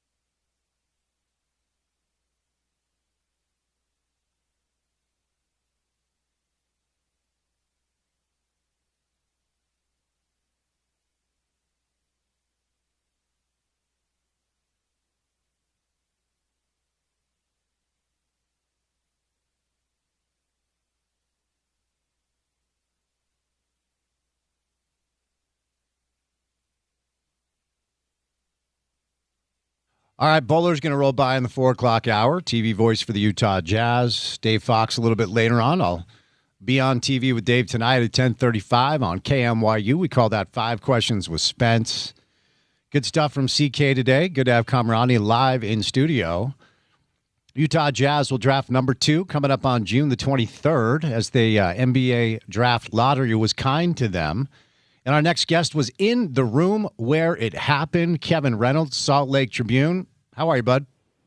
I'm good. How are you, man? Doing well. I'm doing well. So since you were there in the actual room, just tell us about the process. Just kind of unpack how it all goes down. Yeah, so this is my first time at the Combine overall. So this is all a first for me. But, so basically you get into this conference center at the Navy Pier in Chicago, and there's, a typical media room full of, probably 100 journalists there. And so you're just waiting there for about 10 minutes, and then they gather up the people who are going to go into the actual lottery room where they're doing the drawings. And so you have to go through a metal detector. You're giving up your phone, all contact with the outside world.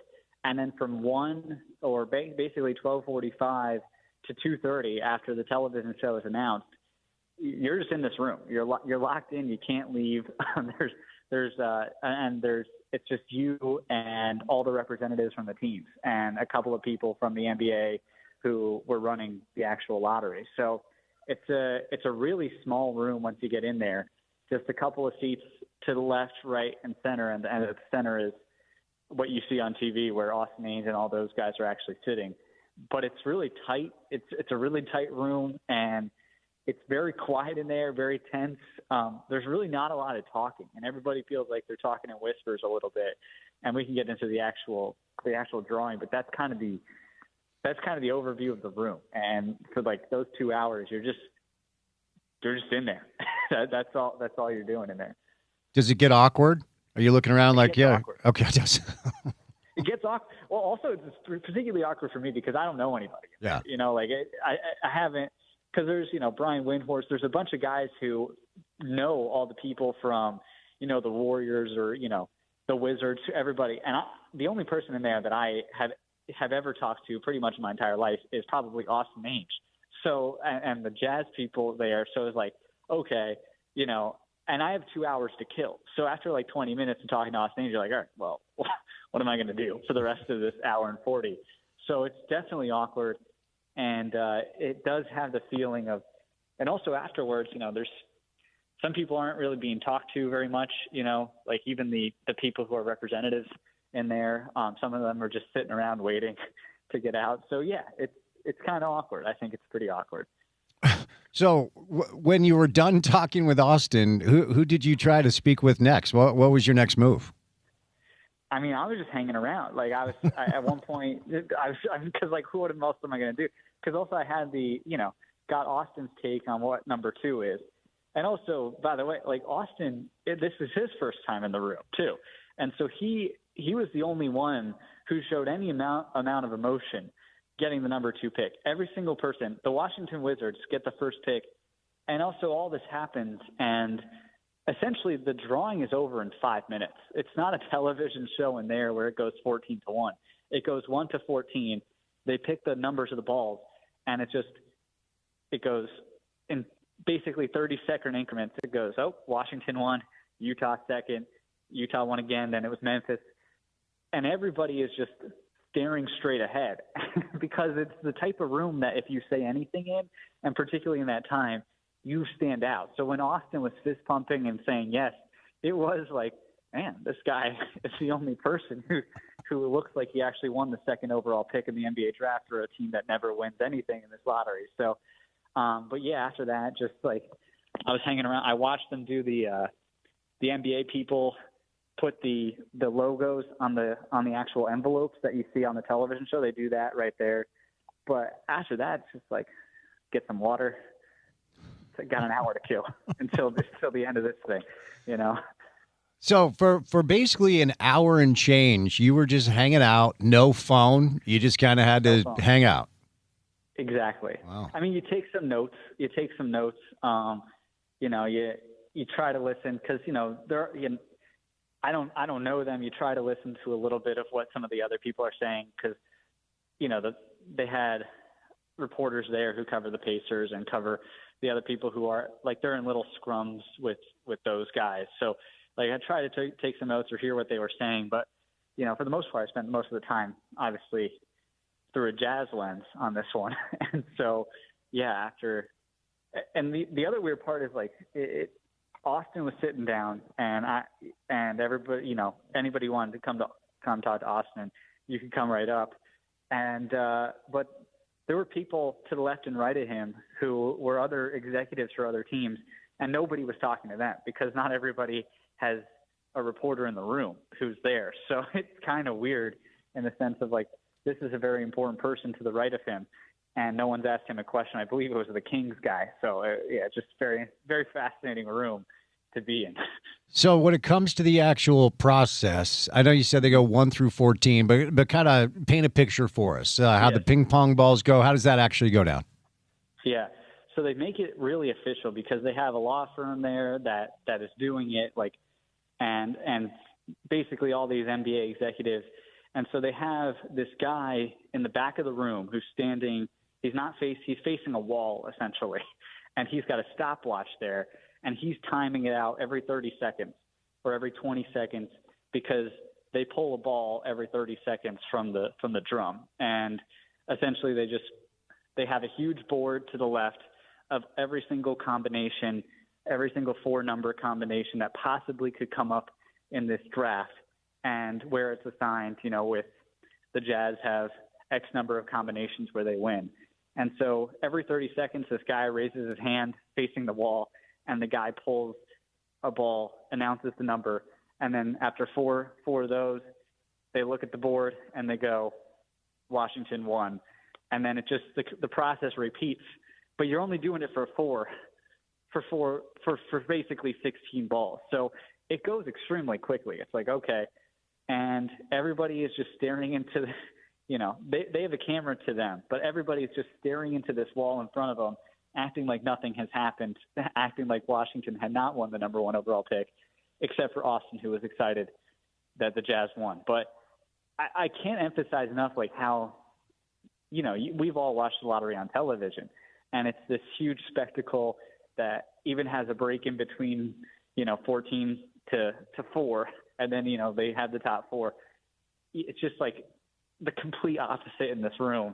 And it almost feels out of place to have any amount of emotion, which is also why, like, afterwards, Austin, I think he had the quote of, like, I don't know, what do you want me to do? Just stand there and look at I couldn't do nothing in that moment, which I think is a very human response to it. But I think there had to be some veterans in that room that just, there's just no emotion shown from the people who are actually representing these teams. So since you now have had the experience of having a front row seat to this entire process, is there any part of you that believe any of this is rigged at all? No. This is the most like corporate, like it's just like the most uneventful event ever. Like it just doesn't feel like it has any amount of.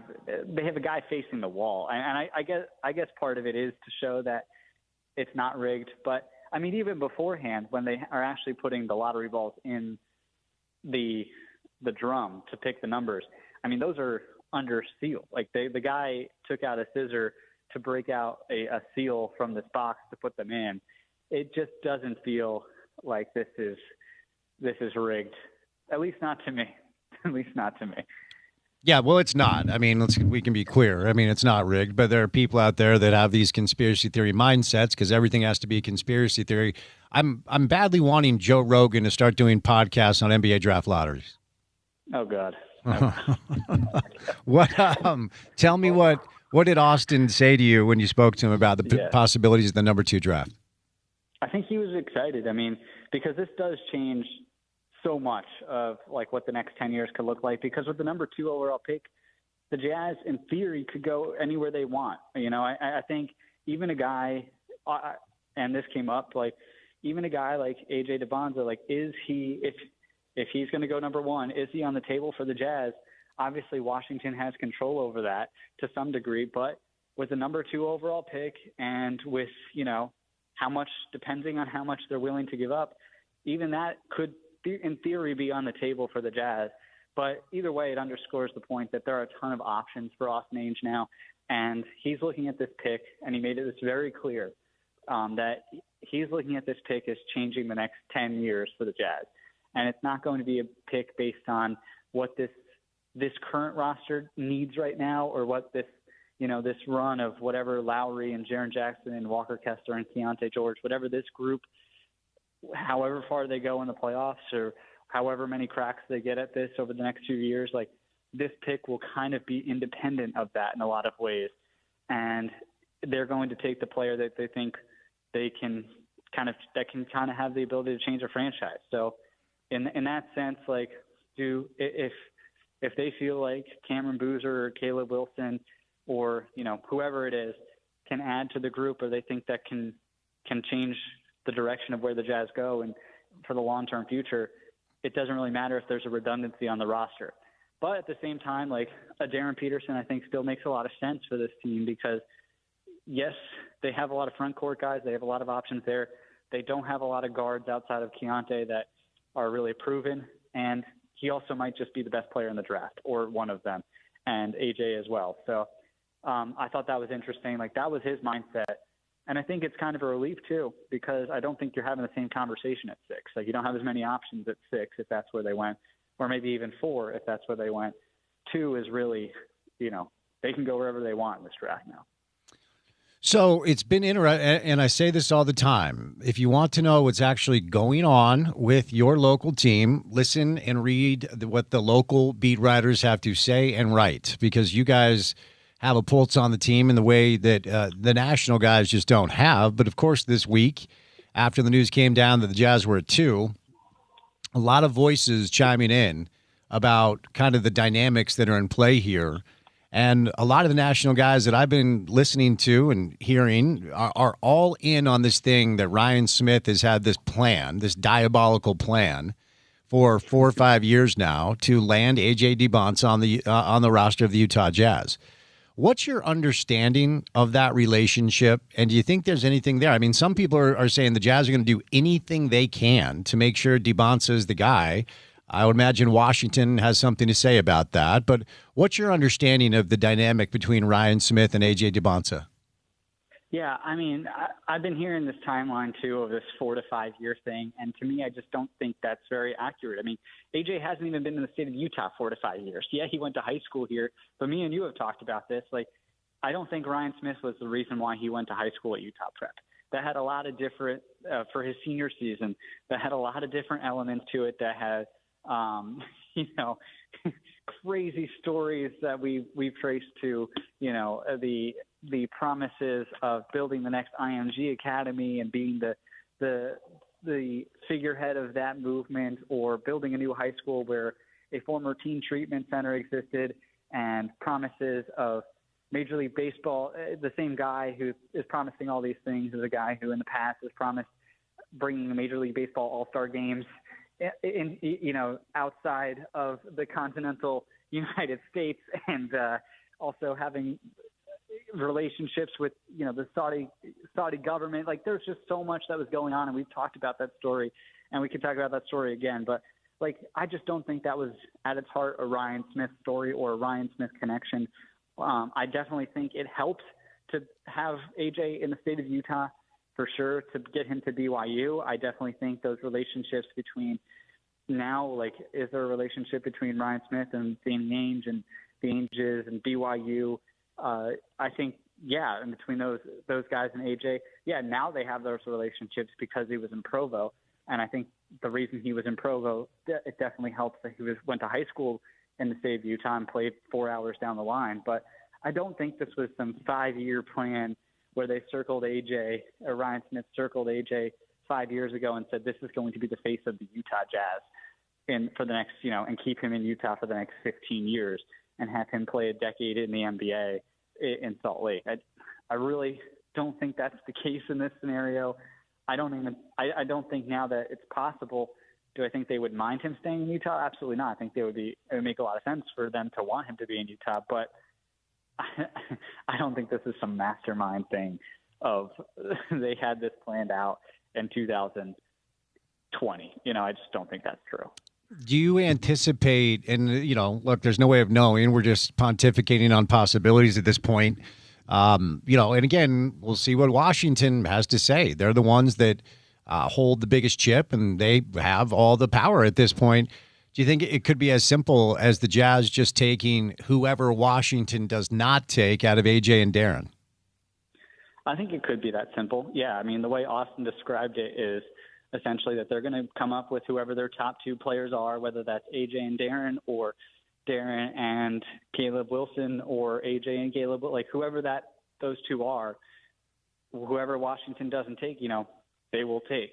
Now, I just think the question is if they want to be super aggressive and they think their top player, if they come to a conclusion that there's only one guy that's good for them and this is the only guy that they want to have, and they want to be super, super aggressive to move up to get the number one pick, if they think Washington is dead set on taking AJ or Darren, whoever that person is, then they would have to be willing to probably give up a really good prospect along with the number 2 pick and maybe another pick. Like, are you willing to give up Ace Bailey? Like, are you willing to give up another young guy? I don't know who that would be that Washington would want. Like, and is the cost too much? And the other thing that I thought about over the last few days and have been trying to figure out a little bit too is, okay, if you do feel that passionately about moving up to the number 1 pick, like, is there that much of a difference between AJ and Darren Peterson to essentially mortgage the future? Ace Bailey, I don't know if he's going to be some superstar in the NBA, but of all the unknowns, we do know that Ace Bailey looked pretty good for a lot of the stretch of his rookie season, and the Jazz seemed pretty high on him. So are you willing to kind of potentially set your franchise back a little bit, maybe even a year? It took a lot to get Ace Bailey. It took a really bad season, took the worst season in Jazz history, and getting the number 5 pick and falling to the 5 pick to get him.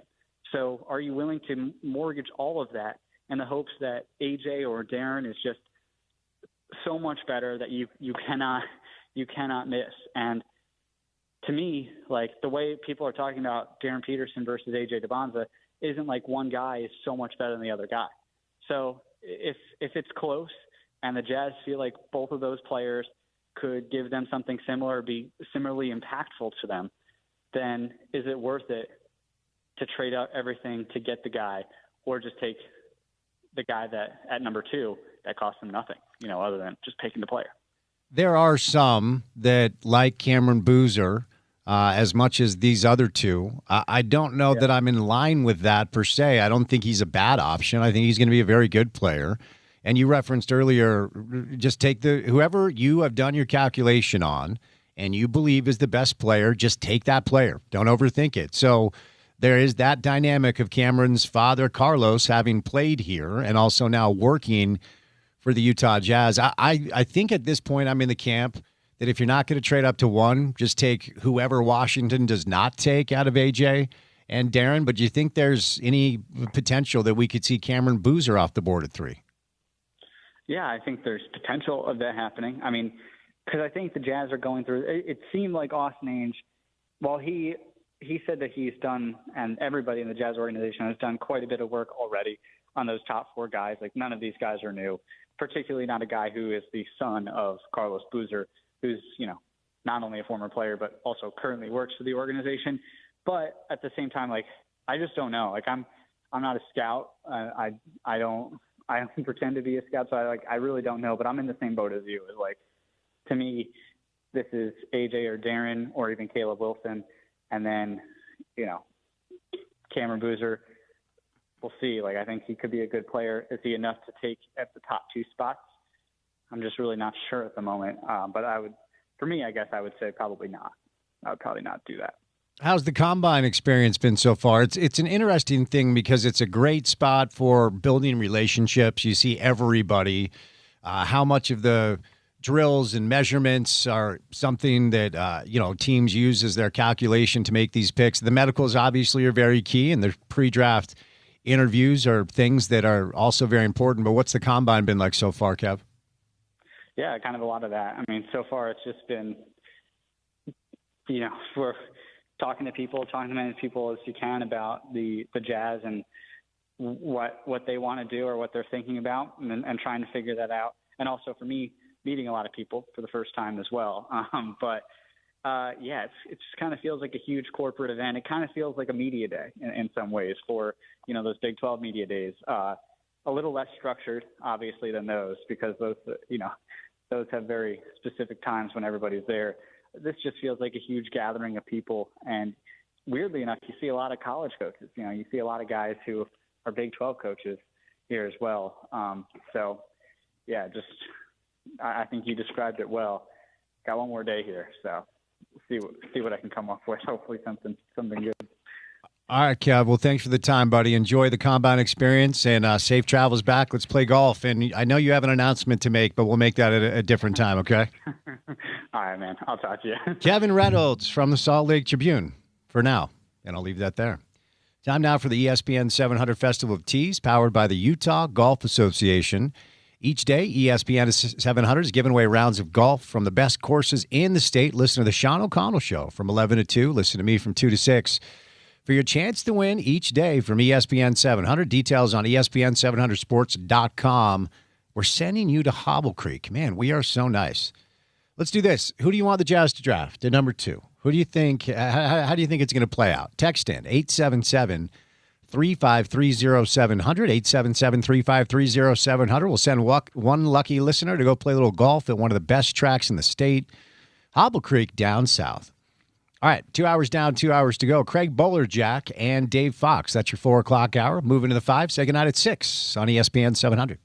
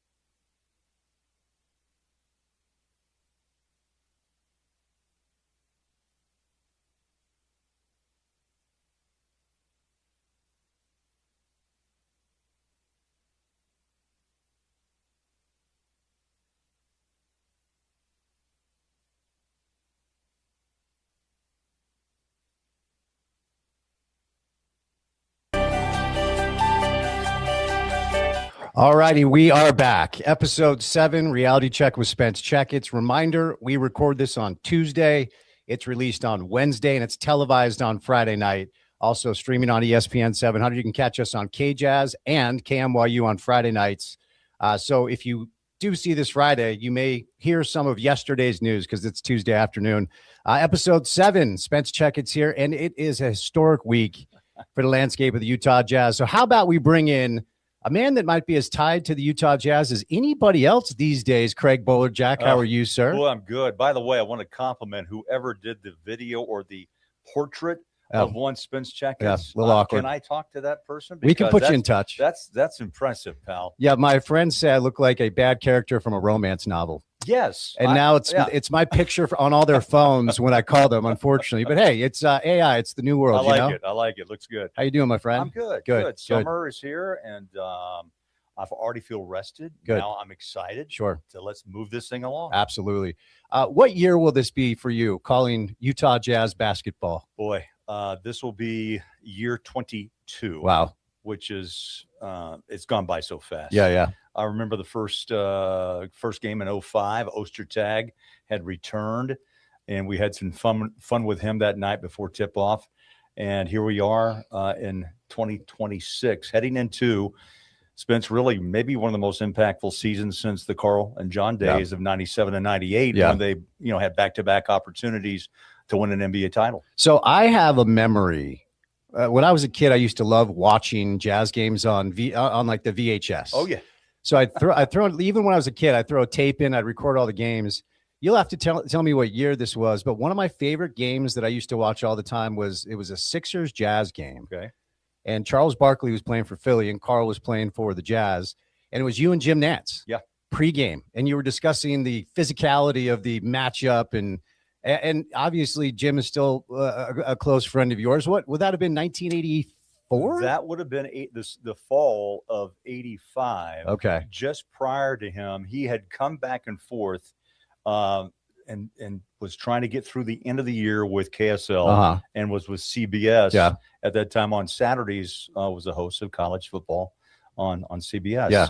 And so the Jazz and Channel 5 had like a 10-game package that allowed us to broadcast. And when I first got hired, I remember our news director at that time, Spence Checketts, which is a name that people remember around town, said, hey, by the way, part of your deal is you're going to be an analyst. Really? Yes. Yeah. So I did some with Hot Rod, and then Nance and I did a couple of games as well together. So it was fun times. I tell you, it was a different time. Sure. 1985, the Jazz were just really building into something after the Larry Miller transaction, I should say, and the transition into the Miller family. It was great times, fun times, and now the Jazz have come so far. How long have you been in the business overall? 22 years straight calling Jazz games on television. How long have you been in the business? The business now, this will date me. I started at 12, but this is miraculously, I started in 1981. So you do the math, and I'm at 45. Okay. 45, and I covered the Jazz since 85, left for 13 years for CBS, but I still was able to do local radio and stay in touch with the Jazz and what they've been through. It's been a joy. It really has. Yeah, it's funny because I just hit year 20, right? So amazing, man. I've got a little skin in the game, and I just want to take advantage of the space for a moment. We're going to talk draft because it's a big deal. That's why Craig is here. But I think all of us kind of in this little ecosystem owe you a thank you. Oh, too kind. Well, I mean, I directly took over for you on the big show when you had decided that the TV stuff was a little too busy, time to leave the radio. So I stepped into a pretty ready-made show, and it was a nice way for me to ease my way into the business because there was already a listenership, and a lot of that was you. Some of it was Monson, but most of it was you. You know, we had a good time. Monson was the bad guy. I tried to direct him as you did, and we had some crazy fun shows. Yeah. And I look back at those all the time with a smile on my face. And you did a marvelous job making it happen. No, I appreciate that. And you're still good enough to come on my show from time to time, which I always appreciate because Craig Bolerjack is a legendary name in the Salt Lake City media ecosystem. But look, I was on my couch Sunday afternoon. after sending mom flowers. Happy Mother's Day, belated Mother's Day to all you great women out there that we owe everything to. And I had a visceral reaction. We would all have loved the number 1 overall pick, but I'll tell you what, 11% chance to grab 2, and the Jazz grabbed 2. Where were you, and what was your reaction when you saw the news? I'm going to go back to a year ago when the Jazz, or 2 years now, 17 wins, and I was in my office like this going, okay, here we go. Yeah. This is going to be big. This is going to be at least a 1 or a 2. Boom, 5. And I just sat there like, wow, all that. 17 wins gives the Jazz the 5 spot. And then Dallas with a 1.8% chance picks up 1 and Cooper. So this year I went to the same spot, and you and I had talked earlier, I believe in the week, and you ran down the percentages, and I said, okay, I have come to the conclusion after doing my studies that this is going to be another number 5. Mm-hmm. And when we got to 5 and the card passed, I go, man, Here we go. this may be really special. We get to 4, we get to 3, and then boom. I said, you know what?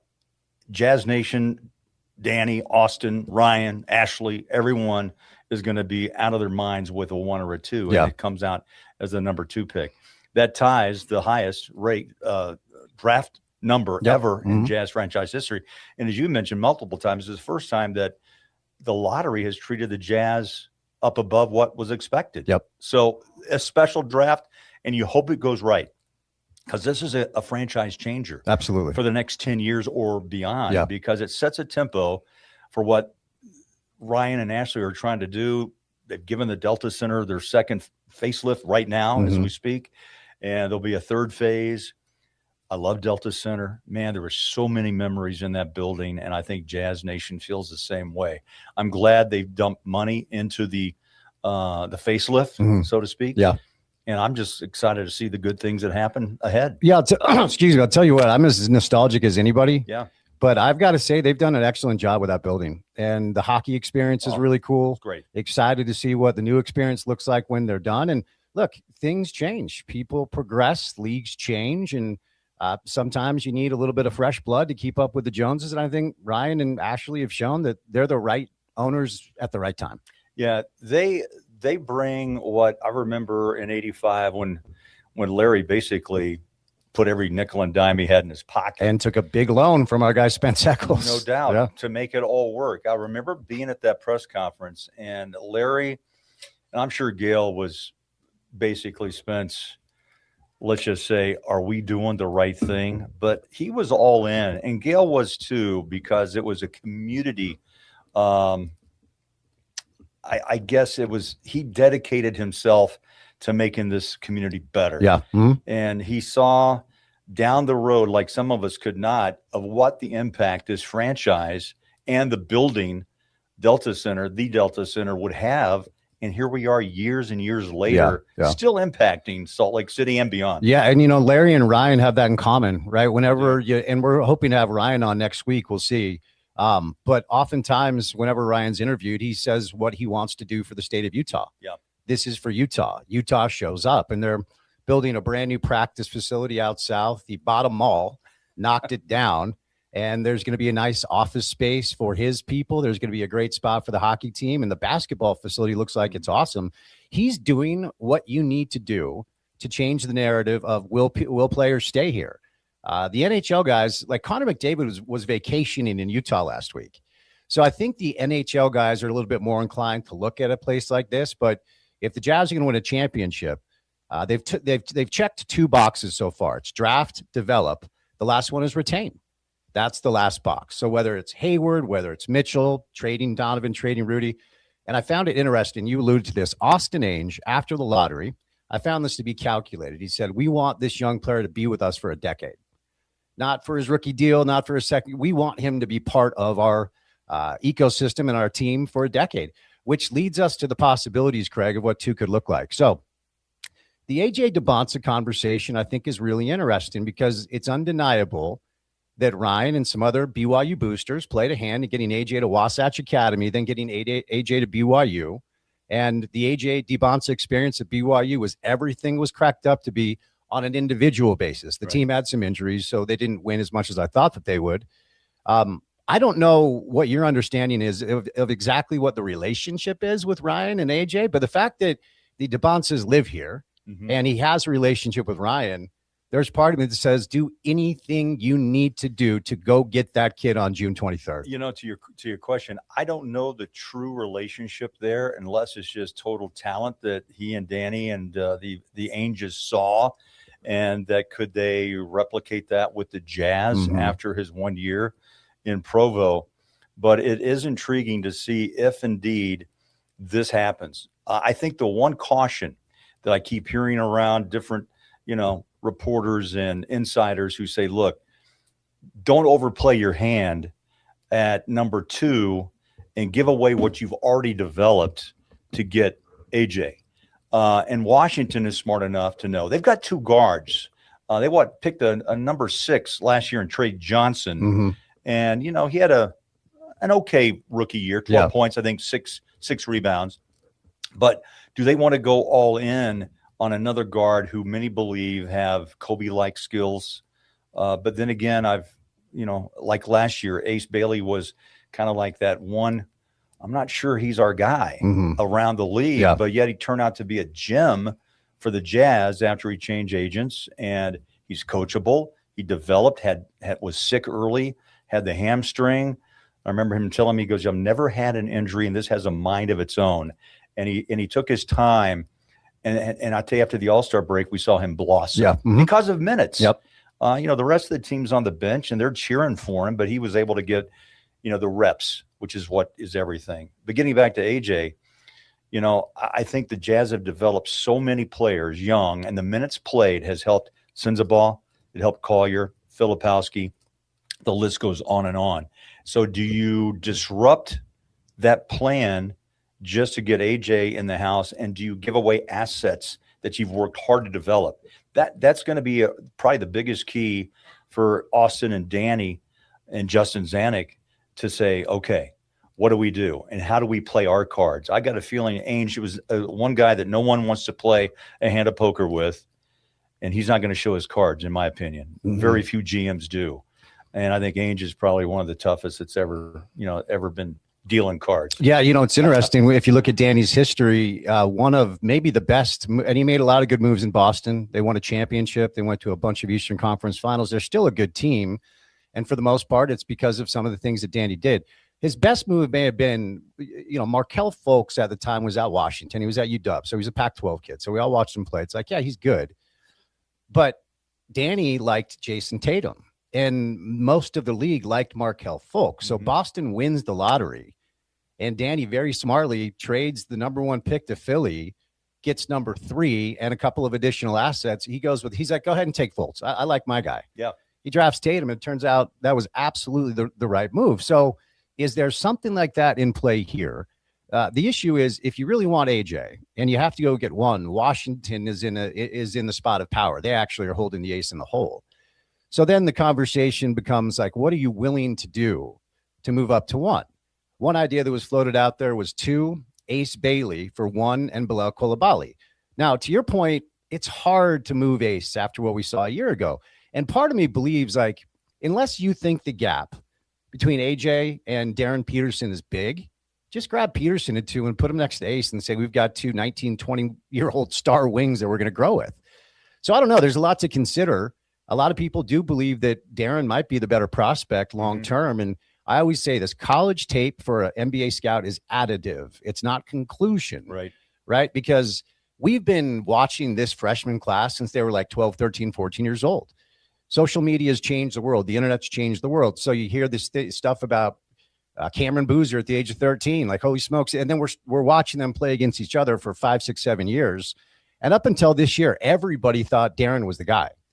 And then what AJ did this year, combined with some of the issues Darren had, I think catapulted him up there. But what do you think about the possibility of Cameron Boozer, whose father, Carlos Boozer, played here and currently works for the team, which is another interesting wrinkle? Statistically, everyone believes he may be the most solid of all. And what he played within the Duke organization, which everyone knows, with Filipowski and Carlos himself. Everyone who comes out of Duke always has been so well coached and so well prepared, because they're always in the centerpiece and the spotlight, Spence, of college basketball. And what it does is it prepares you to say, okay, I'm going to make the next transition, which I have to say this. I'm glad that Keontae dove into himself last summer. Mm-hmm. And I think that's the biggest issue in NBA young players today. Mental health. Are you prepared to be in a man's world? And as they draft younger, 18, I mean, Cooper, come on. Yeah. I mean, that's amazing by itself. But I think the Jazz have done a good job to recognize the biggest part of this transition from high school, AAU, high school, college, now into the NBA. And I hope that they continue to do that because it's not easy. You can get sandwiched into an area with the wrong people that direct you in this way or that way, and you have to be really focused. And the Jazz, I hope, are obviously there to help. But I think that's the thing about Darren. The interview process at the combines, I think, are going to be uber important this year. Sit down and you got to get to know your investment. And if that happens and you find yourself okay with what you see, then you got to pull the trigger, right? But if not, and you see some glaring inconsistencies or concerns, then that could sway or should sway what direction you want to go. You bring up a great point. There's 4 really high-level players. Mm-hmm. Caleb Wilson from North Carolina. My gosh, haven't talked about him, but he can do it all. Big frame, agile, score, defender. And that's the other part too, Spence. I wonder how much that's going to play in the Ainge's decision with Will Hardy, who has preached, as you know, for 3 years, if you want to make this roster, you have to play D. And who are the last champions in the NBA? Boston, defense. Oklahoma City, defense. And, man, it's the best team I saw this year. Again, they're totally dedicated to the other side of the floor. Let me lay a scenario on you. You tell me how you think this plays out. Let's say June 23rd rolls around. Okay. And whatever is transpiring, the Jazz at 2, Austin likes Darren Peterson. Danny likes Cameron Boozer. Oh, boy. Who do you think makes the call? Oh, boy. See, that to me is an unbelievably fascinating dynamic here, because both those two are killers in their own right. They are. I could see Austin saying, this is my show, Dad. Yep. Okay, it's my time. We're taking Peterson. And I could see Danny being stubborn and saying Cameron Boozer's the better option. Yeah, then have Ryan step in the room and Might say, what do you want? Yeah. You know, because there's a lot of decisions there, too, with contracts, money. How far does Ryan and Ashley want to push the envelope in the sense of their cap? Mm-hmm. And those things will come into play, you know, as the summer continues on with extensions and free agency. But Spence, man, we say this every summer, man, it's going to be fun. No, this is epic, in my opinion. It's generational. It's been since Stockton and Malone. Look, it happened with Griff just to save the franchise and then build it around Eaton, Thurl Bailey, my partner. Big T. Then comes Stockton, then comes Malone, and all of a sudden things look really good. And it takes time, but they push it to the next level, not once but twice. And now you go back to where, you know, the Jazz once were, greatness. And is this the next step of the greatness of this franchise? And what happens? This isn't a 3-year window. This isn't a 5-year window. Ryan made it very clear that he wanted this to be a Golden State window of 8 to 10. And I think they're on track to do exactly that. Well, I think one of the biggest deals about what happened on Sunday is that the one thing the Jazz don't have on their roster right now, it's the hardest thing to find, and that is a potential top 10 or 15 guy. Now, if you look at the history of pro basketball, everybody always says, well, Detroit in 2004. All right, congrats. You found a team in 65 years that didn't have a top 10 player. Right. And, you know, we won't get into the whole like Ben Wallace could really guard Shaq conversation. Nobody cares. But outside of the Pistons in 2004, you can go look for yourselves. Every team that wins the championship has Shea or Steph or LeBron or Durant or Jokic. And every year before the season, ESPN does it, The Athletic does it, The Ringer does it. They do their like top 100 NBA players. And my guess is Lowry and Jaren Jackson Jr. are probably between 20 and 25, which is fine. They're both really, really good. But in order to put yourself next to Oklahoma City and San Antonio, these two juggernauts, these two young juggernauts out west, you got to find one of those top 10 guys. And most people believe that whoever you get at 2 when it's fully baked, he might be a franchise-changing piece, like a cornerstone, legitimate generational talent, and the Jazz just don't have that respectfully on the roster right now. Yeah, no, that's a good point. What changed Oklahoma City? Clippers would like to pull back that trade, right, with SGA. Yeah. But it's also, I think, Spence, chemistry, coaching, who fits and who can run the show, who can complement the likes of Triple J and Marketing, Ken Key and the pace, and Collier, who's off ball, on ball with Keontae. Man, I tell you one thing that Will was so excited about when I talked to him in the last week of the season was that what he has now on paper is that he has multiple options. He can go big. He can go small. He can go fast. He can push tempo. He can pull back half court. He wants to play some zone if he wants. And so that to me is uber exciting because a lot of coaches don't have that. Right. And you add another piece, whether it's Boozer, whether it's AJ, whether it's Peterson, whether it's Caleb, all four of those players give you another option in the world of the NBA that will make it hell, honestly, on a given night in the NBA to defend and decide who you are going to try to shut down and leave open. Yeah. And Will Hardy, who begins his fifth season, finally gets a chance to coach. That's who I mean, look, when the Keontae's sitting there and the envelope is revealed that it's Utah too, I was thrilled for Ryan and Ashley. I was thrilled for the Angels and Zanuck and Jazz Nation and all the Jazz fans, and thrilled for us that cover the team that it'll be a lot more fun. But I may have been happier for Will than anybody else because, and we'll end on this. We got a couple of minutes left. For people that don't know pro coaches, these guys are maniacs. They're lunatics. They're competitive. They want to win.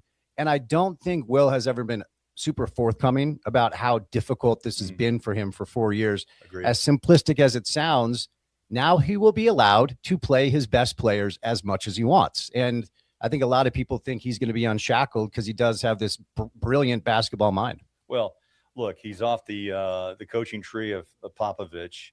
He had the 1 year in Boston.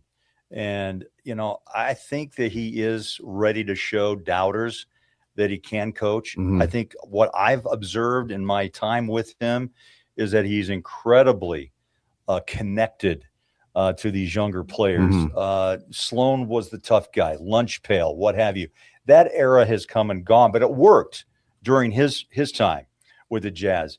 You have to massage and understand and talk and work with these players because of their young age every night and try to get the most out of them. He and Keontae, there were rough waters, but I give them both credit to be able to continue to work it out. And Key came back as a totally different player, engaged, leadership, alpha, beginning to show an alpha side that Will Hardy desperately needs on this team. And Triple J may be the other piece of that to bring Laurie Marketing along and even Walker, if they so choose to match whatever offer Kessler may get. Yeah. But, man, you want options? They're everywhere. Yeah. Yeah. Give me a quick thought because I do think Walker's coming back. The last thing I'll get from you before I set you loose is I don't think they're going to trade Ace. I think they're going to hold on to him. I had somebody at the arena say I wouldn't trade him for the first pick right now. I don't know if that's true. I felt like it was posturing, but that's a commentary on how much they like him. If there's a player on the roster right now that has the potential of being a top 10 guy, it might be Ace. So tell me what you've seen in his growth. I love his growth. He is all basketball. He's still a kid. Yeah. And you know what, Spence? That's what you have to wonder when you go into it, is that we're developing him, and he made huge strides, especially in the second half of the season. If the Jazz want to I'll leave you with this. If the Jazz want to make a splash, you remember what Ainge did when they decided to break up and move Rudy and move Donovan. There is still a plethora of picks in a pocket somewhere. Do you use those instead of players to entice, whether it's the Wizards or not? But do you finally use some of those picks to say, you know what? We're going to move up and make a splash. Yeah. Instead of moving players we developed, we may use picks. Yeah. Intriguing offseason ahead, Bowler. Great stuff as always. Good to see you, my friend. Great to see you. Thanks for having me in.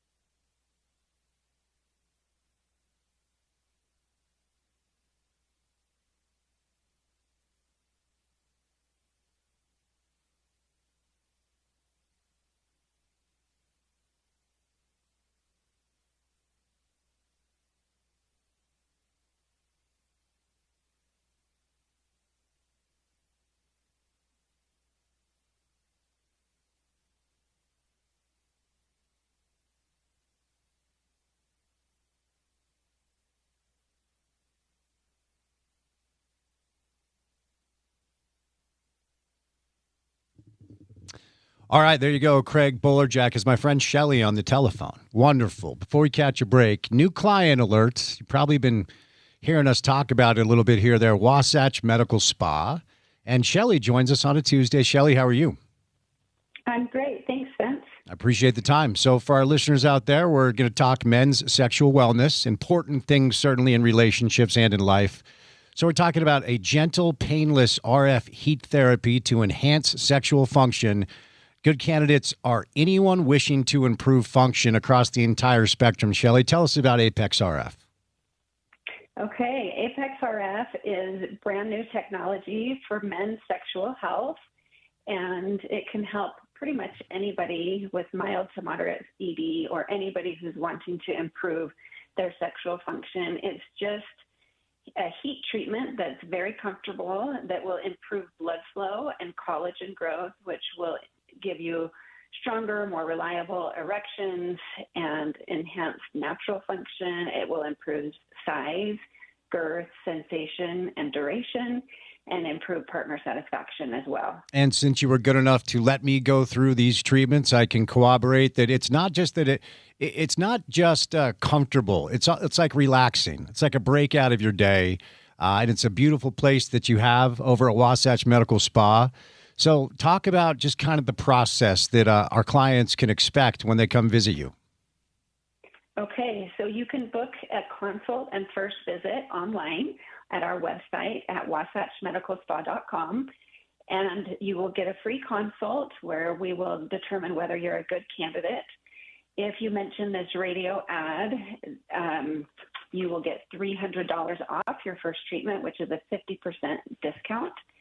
And we can do the first treatment right there, right then, if you want to get started. I like to repeat the four things that you bring up just so I can let everybody know the following is very much improved: size, girth, sensation, and duration. Shelly, thanks so much for the time. We will chat soon. Okay, thank you. Okay, let me repeat that offer. Number one, free consultation. Definitely just go do that because there's no obligation. You can learn more about it. So book online at wasatchmedicalspa.com. But number two, if you tell them you heard me talking about it, you get $300 off your very first treatment, which is a great deal with our friends at Wasatch Medical Spa. Go to wasatchmedicalspa.com. I want to reiterate, it's very comfortable, it's very relaxing, and it works. And I'll leave that there. All right, we'll catch a break. Dave Fox coming up on the other side. I'll be on TV with Dave tonight at 10:35 on KMYU. So keep it here on ESPN 700.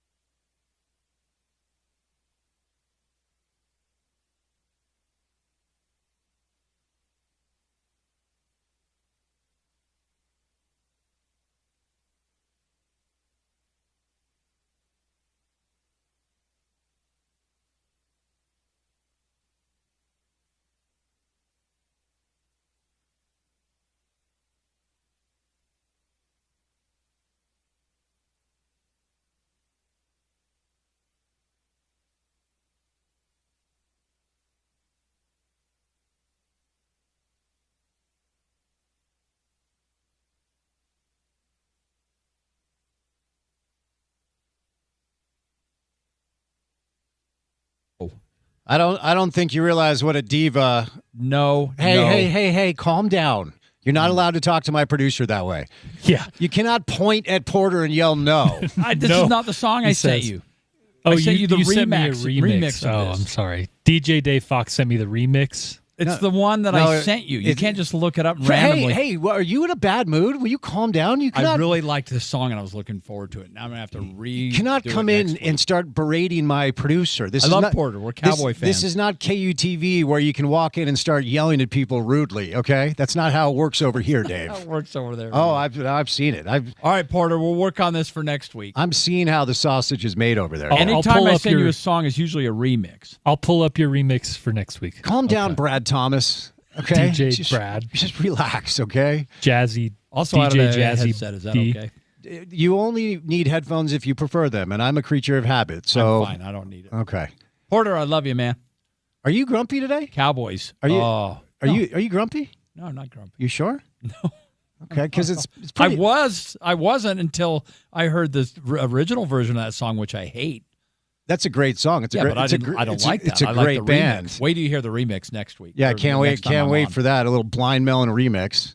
This is the guy that thinks Robin Thicke is the best white rapper of all time. So let's hone in on his DJing skills. My man. What happened to you? You come in here and I'm looking forward to seeing my friend, and suddenly I get grumpy Dave. I'm okay now. I'm big on music, and when somebody messes with my music, it's irritating. Do you need a swig? Do you need a flavored soda? Oh, a Diet Dr. Pepper would be so good right now. Okay. I actually brought one the other day, but that doesn't do you any good because I don't have it on me today. I thought only your mother was. I don't drink a lot of soda. Here's what I'm doing as of late. I'm kind of mixing up. I don't want to rely on anything, so I don't want to have coffee in the morning. So occasionally I'll get a cold brew, occasionally I'll get a coffee, and then sometimes I'll use the mini soda for a little caffeine kick. Yeah, those little baby ones are good. Yeah. So I'm not a big soda guy because obviously it's poison. It's not good for you. I'll bet your mom likes Dr. Pepper as you now. By the way, really quick, what did you do for your mother on Mother's Day? I know you're not. Flowers. Okay. I send flowers every year. We have a lovely florist back there close to the house. Okay.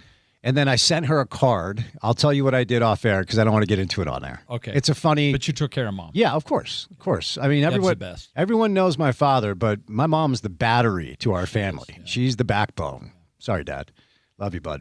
All right, Dave. How are you? Rather historic week around here. Ooh, boy. And I want to know where you were on Sunday. Were you waiting for the help to come clean the house while watching the lottery? I was with Kath in the family room watching it on TV, and we were dialed in like everyone else, just glued. And I got, as you watch the lottery, you can kind of see the card right before he reads it. Yeah. You know what I'm saying? Because of the camera angle. So, I mean, with everyone, I'm like, oh, yes, they made it another one. And they made it another. It was just stunning. Because I kept thinking, and you've been preaching this for weeks, months, that the most likely spot was where? Six or seven. Shout out to all the teenagers. Yeah. And 6, 7. And no, don't do that with your hands. It's weird.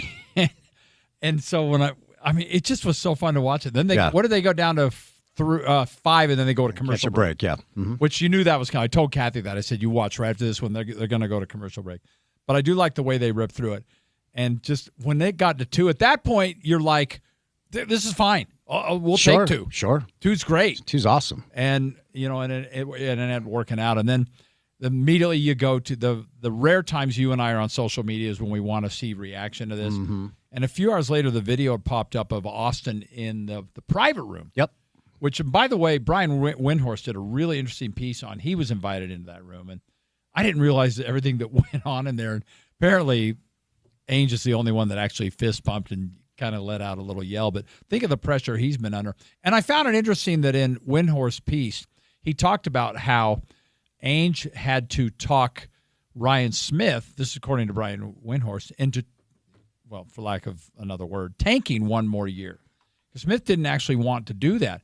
And you remember when Ainge was first hired last year, he said something that I'm paraphrasing. I don't know the exact words, where there won't be any. Someone asked about tanking. He said there won't be any of that. Our very own Sean O'Connell said, will there be any more manipulating of lineups in the name of draft capital? And Austin said You will not see that this year. Right. We saw it from night one.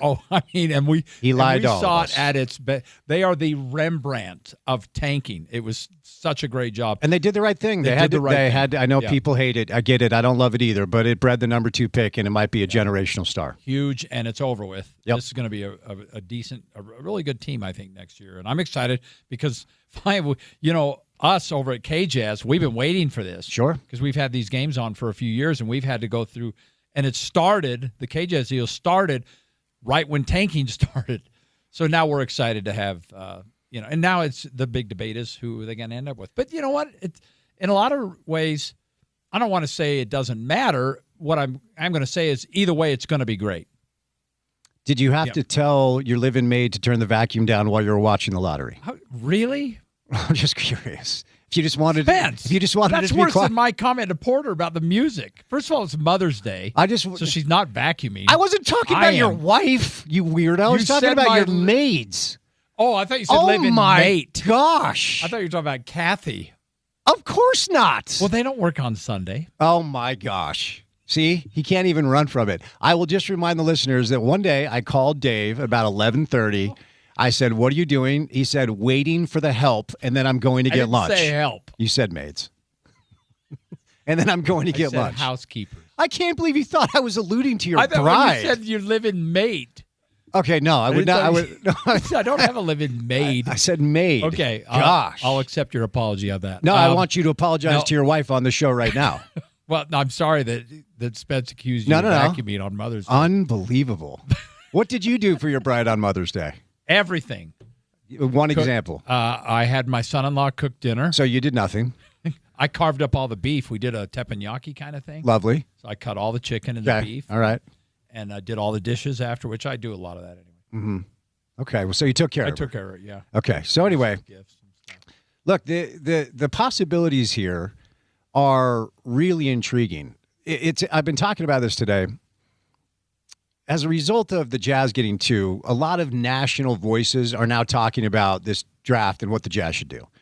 And as I say all the time, I know there are some people that love the national media, okay? I know some people around here only prefer to do national media shows. Well, really? Like who would be that? But if you want to know what's really going on, you listen to the local beat writers and you read what the local people have to say because they're on the ground every single day. Yep. So a lot of the national guys have this narrative in mind that Ryan has been going about his business intentionally just to get AJ on the team. Get him out here to the Utah Prep Academy or whatever that was. Help get him to BYU by writing checks along with other donors. I know it wasn't just Ryan. And now this diabolical plan that the national guys are outlining will end with AJ in Utah. I can't really speak to how real that is.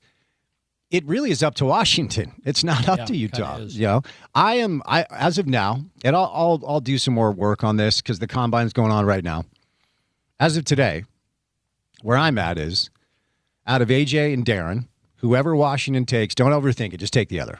Well, and it's funny you should say that because I want to say something very similar. Rather than pursuing one or the other, I almost feel better about taking whichever one is there. And the way I would frame this is I'm not trying to rid yourself of the blame if anything were to go wrong, but they're 2 generational players. You might even be able to throw Boozer into that mix, but you don't have to deal with that because he's 3rd, most likely. So just let Washington do their thing. Yeah. Who knows? Maybe they like Peterson. I don't know. There's some people that think I read an article yesterday from somebody at Athletic who thinks Boozer is number 1. Yeah. Tom Haberstroh thinks he's 1 too. You read John Hollinger's piece. That's Hollinger thinks he's Boozer's 1. Yeah. So that my thought is at 2. At 3, maybe you have to start doing a little work, and definitely at 4. But at 2, just take whichever one. Build your draft board and take whichever guy's there. I don't know that AJ is going to definitely be a better long-term pro than Peterson. I don't know that Boozer is going to be worse than. I don't know this. Things change when you get to the NBA. It's just the way it is. You know that.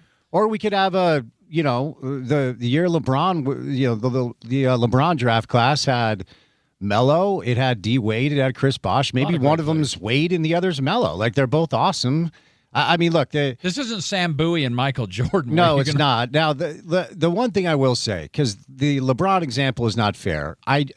So like LeBron, Wembanyama, and I would even include Cooper Flagg from last year's draft class. I don't think any of these kids are them. I think all of them, all four, I would say. I think there are four players in this draft that have a chance to be like a 10-time All-Star. Mm-hmm. And maybe AJ turns into like Durant light. I just want to be really careful about not setting them up to fail by putting unrealistic expectations on their shoulders. I do think all four of them have a chance to develop and grow and be really good. But I don't think any of them are like generationally going to change the game the way LeBron did or Wembanyama did. Well, and speaking to that point, you've got four really good choices. Those years you just talked about, you had one great choice. One obvious choice. Yeah. And then you started filtering through it. In this case, you don't have that, which I think is actually better. You have more really, really good choices than those years. You don't have that one. So, again, I'll circle back. Let Washington take whoever they want to take, and then you land with the next player. And I'm not saying the next best player. You still land what I think is going to be a terrific player, but it's just not who Washington wanted, so it works for your team. One thing Austin said post-lottery media availability, and I might be reading too much into this, but it felt like there was a message being sent. Said, we want this player to be with us for a decade. Okay, we want this player to be with us for 10 years. And the interesting thing, and one of the things that makes this so intriguing, is there's the Debanza and the Boozer tied to Utah. We've literally have never had this before. We have never had two of the top three prospects, one whose father works for the team and played here, the other whose family lives here, and he's been here for 3 years now. It's never happened before. So the fact that they have a top two pick with the potential of grabbing a player who's familiar with the market that might stay here longer than just through his rookie obligation, that also makes this intriguing because the one guy that doesn't have that is Darren. So at 2, if Washington goes AJ, then you're sitting there going, I think Darren's the better prospect. I also think he's better for this roster. 100% agree. So, but Cameron Boozer's no slouch. He's a really good player. So I just wonder if there's a mindset or conversations that have taken place. Like, yeah, he knows you guys. Okay, he lived here as a kid. His pop works for you. There's a much better chance that he'll stick around for the long haul because the last box this organization has to check. The last box they have not been able to check with the players they've drafted and developed is retain. Draft, develop, retain. That's how you do this thing. And now we find out, by the way, the agent that Ace Bailey just signed with, the agency. Was it CAA? Today. No, it's the Clutch. It was Rich Paul, yeah. And they can be challenging. Although I don't think anybody can out-challenge Danny Ainge, to be honest. Yeah, I'm not worried about that. They're the type of agency. And this sounds strange because you should be this way, where it's way more player first and then overall fit second. So, but again, that's neither here nor there. But those are things you have to already start worrying about with Ace, and he's only going into his second year. But valid points.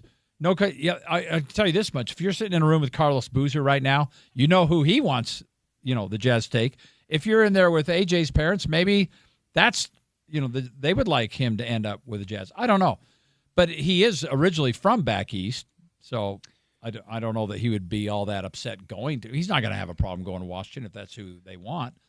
So, but you can't give up too much, right? That's going to be. Don't even answer that because I'm going to ask you that tonight on 5 Questions with Spence. How much is too much? I have a feeling we could do just fine talking about it here and talking about it there. I think it's a different audience. Well, even if there's a little bit of crossover, it's okay. Yeah. Isaiah Collier and Yusuf Nurkic are clutch guys. Guys as well. So and Nurkic has come right. Well, they both like it here. Nurkic has made it very plain that he'd love to stay here. So that's probably really not a factor. But whenever I see that kind of thing, especially the fact that Bailey hasn't even had an agent for the last year after that whole debacle on draft day, and don't forget there was a lot of, and this spins back to national media that was spinning the. Ace Bailey doesn't want to be in Utah. And that appeared to be, nothing farther from the truth. And he seemed to fit in great and seems to love it here. So to have that same thought that maybe Peterson wouldn't last here. Same kind of reason. Who knows? And then you talk about the injury thing. Now he's talking about how well the cramps were because of creatine usage. I don't know, but he'll get the best care in the NBA. That's for sure. And they're going to do their due diligence. They're not going to. Circling back to the great Sam Bowie debacle of all time, hire a guy or draft a guy with a broken leg that just never was whole. Yeah, everyone's going to get Darren's medicals in the next 24 hours. I mean, the combine's going on right now. And so that ultimately is what, you need to make sure that, because the other example is Brandon Roy. Brandon Roy went through the draft process, and everyone's like, he has bad knees, and Portland's like, we like him. They drafted him, and he was awesome for about 5 years. And guess what happened? His knees went out. Yeah. He had to retire. Jason Collins passed away. Oh, that's sad. Yeah. That's sad. Not to bring it down a little bit. Look, bottom line is I think it's a really exciting thing. And now if you're a Jazz fan, you can get excited about your team again. It's been quite some time. Well, and again, folks, get ready for winning because there's going to be a lot of it. We saw glimpses of it. It's probably way too early to make a prediction on that because there's some good teams out west. But I just think I've been telling people. You're probably gonna say I'm nuts. 45 wins in the playoffs. I would say I would feel more comfortable saying what Portland did this year or what Charlotte did this year, about 42, 44 wins play in. Okay, I'm gonna go ahead of you on that one. Okay. I don't like that play-in thing. It's too risky. You want to bet a dirty soda or something? Yeah, let's do it. A DDP at Fizz or Swig. Did you come straight from an Elders Corps meeting today? No, why? Because I'm wearing a white shirt? And looked like you just shed your tie. When you see the rest of this suit, you'll be, wow, was I way off on that? You just look like my dad used to look when he came home from like a bishopric meeting. Just tired and taking off the tie in the white shirt. Like I said, when you see the rest of the suit, you'll be like, oh my gosh, the Zoot suit. Can't wait for that. Will you please apologize to my producer? Porter, I'm sorry you played the wrong song. No. I want a legitimate apology. Porter, isn't that an apology? I'm sorry for berating you like a child. I'm sorry that you turned me into that person. See? Do you want me to read your text message on air that you sent me the other day? You want the latest in the Dave Fox text exchanges? Wait, no. Oh, okay. Yeah, go ahead. All right, Porter, this is what it's like. Porter, you know I love you, man. This is what it's like texting with Dave. Okay? It's just exhausting. Let me find it. Okay, here we go. He says, hey, how about 5 questions tomorrow? I said, we'll have a date at 7, so we need to keep it tight. And he said, that's what she said. This is a 68-year-old man with a family making Michael Scott jokes. The literal 6'7". The literal Michael Scott of television. That's true. Goodness, Dave. And so I just said, calm down. Just told him to relax. All right, Dave. I'll see you in a little bit. Thanks. Yeah. Dave Fox stops by today courtesy of IFA Country Stores. Any drive to the basket begins with the first step on the court. That's the ultimate power move. IFA Step 1 Crabgrass Preventer and Lawn Food is the first choice to give your yard the healthy, thick, green look you admire. The neighbors will be green with envy. Shop IFA online at ifa.coop or stop by one of their neighborhood stores today. Final hour of the show is next on ESPN 700.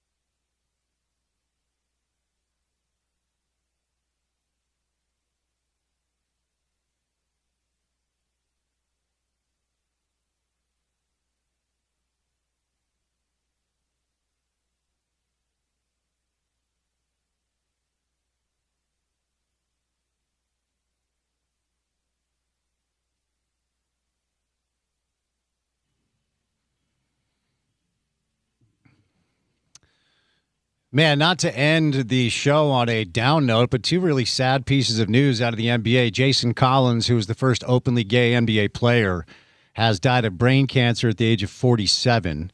He announced in November that he had been diagnosed with stage 4 glioblastoma, so some sad stuff there. And then Brandon Clark died at the age of 29.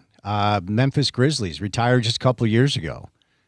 The cause of death has not been announced, but the LAPD confirmed that he was found dead from a possible drug overdose Monday in his home in Los Angeles. Gosh, super sad stuff. So there you go. All right, NBA playoffs rolling along. There's no easy way to transition out of that. So tonight we've got a little Spurs T-Wolves, big one. That is a game. That's a game 5, right? Yeah, they're deadlocked at 2. Of course, the winner of that series will take on OKC. The Knicks are awaiting the winner of the Cavs and the Pistons. So some NBA playoffs tonight. And then obviously a lot of attention on the NBA draft with the Jazz drafting at number 2. We'll find out who they snag coming up on June the 23rd. All right. Don't forget, I will be on TV tonight at 10:35 with Michael Scott, better known as Dave Fox. 10:35 KMYU. Call it 5 Questions with Spence. It's pretty much all about the NBA draft lottery with Utah Jazz. Release the podcast. We'll release it tomorrow with Craig Bolerjack. If you missed that, that'll be up on the podcast page. You think Minnesota can keep making this thing interesting? I don't know, man. With Wembanyama back, it feels like that's a tough mountain to climb. It does, and it is a tough mountain to climb, but I actually like the matchup. I think that regardless of how the series goes, it feels like the games are going to be competitive, and I think that's how it will continue to be. Now, not every team has a Rudy Gobert, so although he doesn't stop Victor Wembanyama, although especially on the defensive end, Victor's going to have as much effect as anybody we've ever seen on the floor. He at least does some things that bother Wembanyama offensively in a way that no one else in the league really can. So I think it'll be competitive. I think it'll be fun. Do think San Antonio ultimately gets out of it, but no, I think we see a close game. Really want to see Spurs Thunder. I think most basketball fans do. De'Aaron Fox is questionable, and he's a big deal for them as that vet point guard leader that actually has some playoff experience for a very young team. All right, Porter, what's coming up on a Wednesday edition of the show? Wednesday edition of The Drive. Richard Smitty Smith is in studio talking hoops, talking Jazz. Of course, that number 2 pick. We'll go Tim McMahon on the NBA Daily Assist. Get an RSL guest from the week, and our friend Jordan from T-Box will stop by as well. So we're kind of going all over the map a little bit on a Wednesday show. Major championship this weekend in pro golf, the PGA. We'll get with my buddy Jordan on that. We'll say goodnight. Special thank you to Chris Camerani, Kevin Reynolds, Craig Bolerjack, and Dave Fox for any of the sound you missed from the show. Go to the website, which is ESPN700sports.com. Download the mobile app and take us on the go. Then check out the podcast page. Wherever you get your shows, search The Drive with Spence Checketts and Reality Check with Spence Checketts. If you would subscribe to those and rate them, I would very much appreciate it. It would help us out. For Reporter, I'm Spence saying goodnight. Have a great Tuesday evening. We'll talk to you on a Wednesday edition of The Drive. And as always, you can catch it right here on ESPN 700.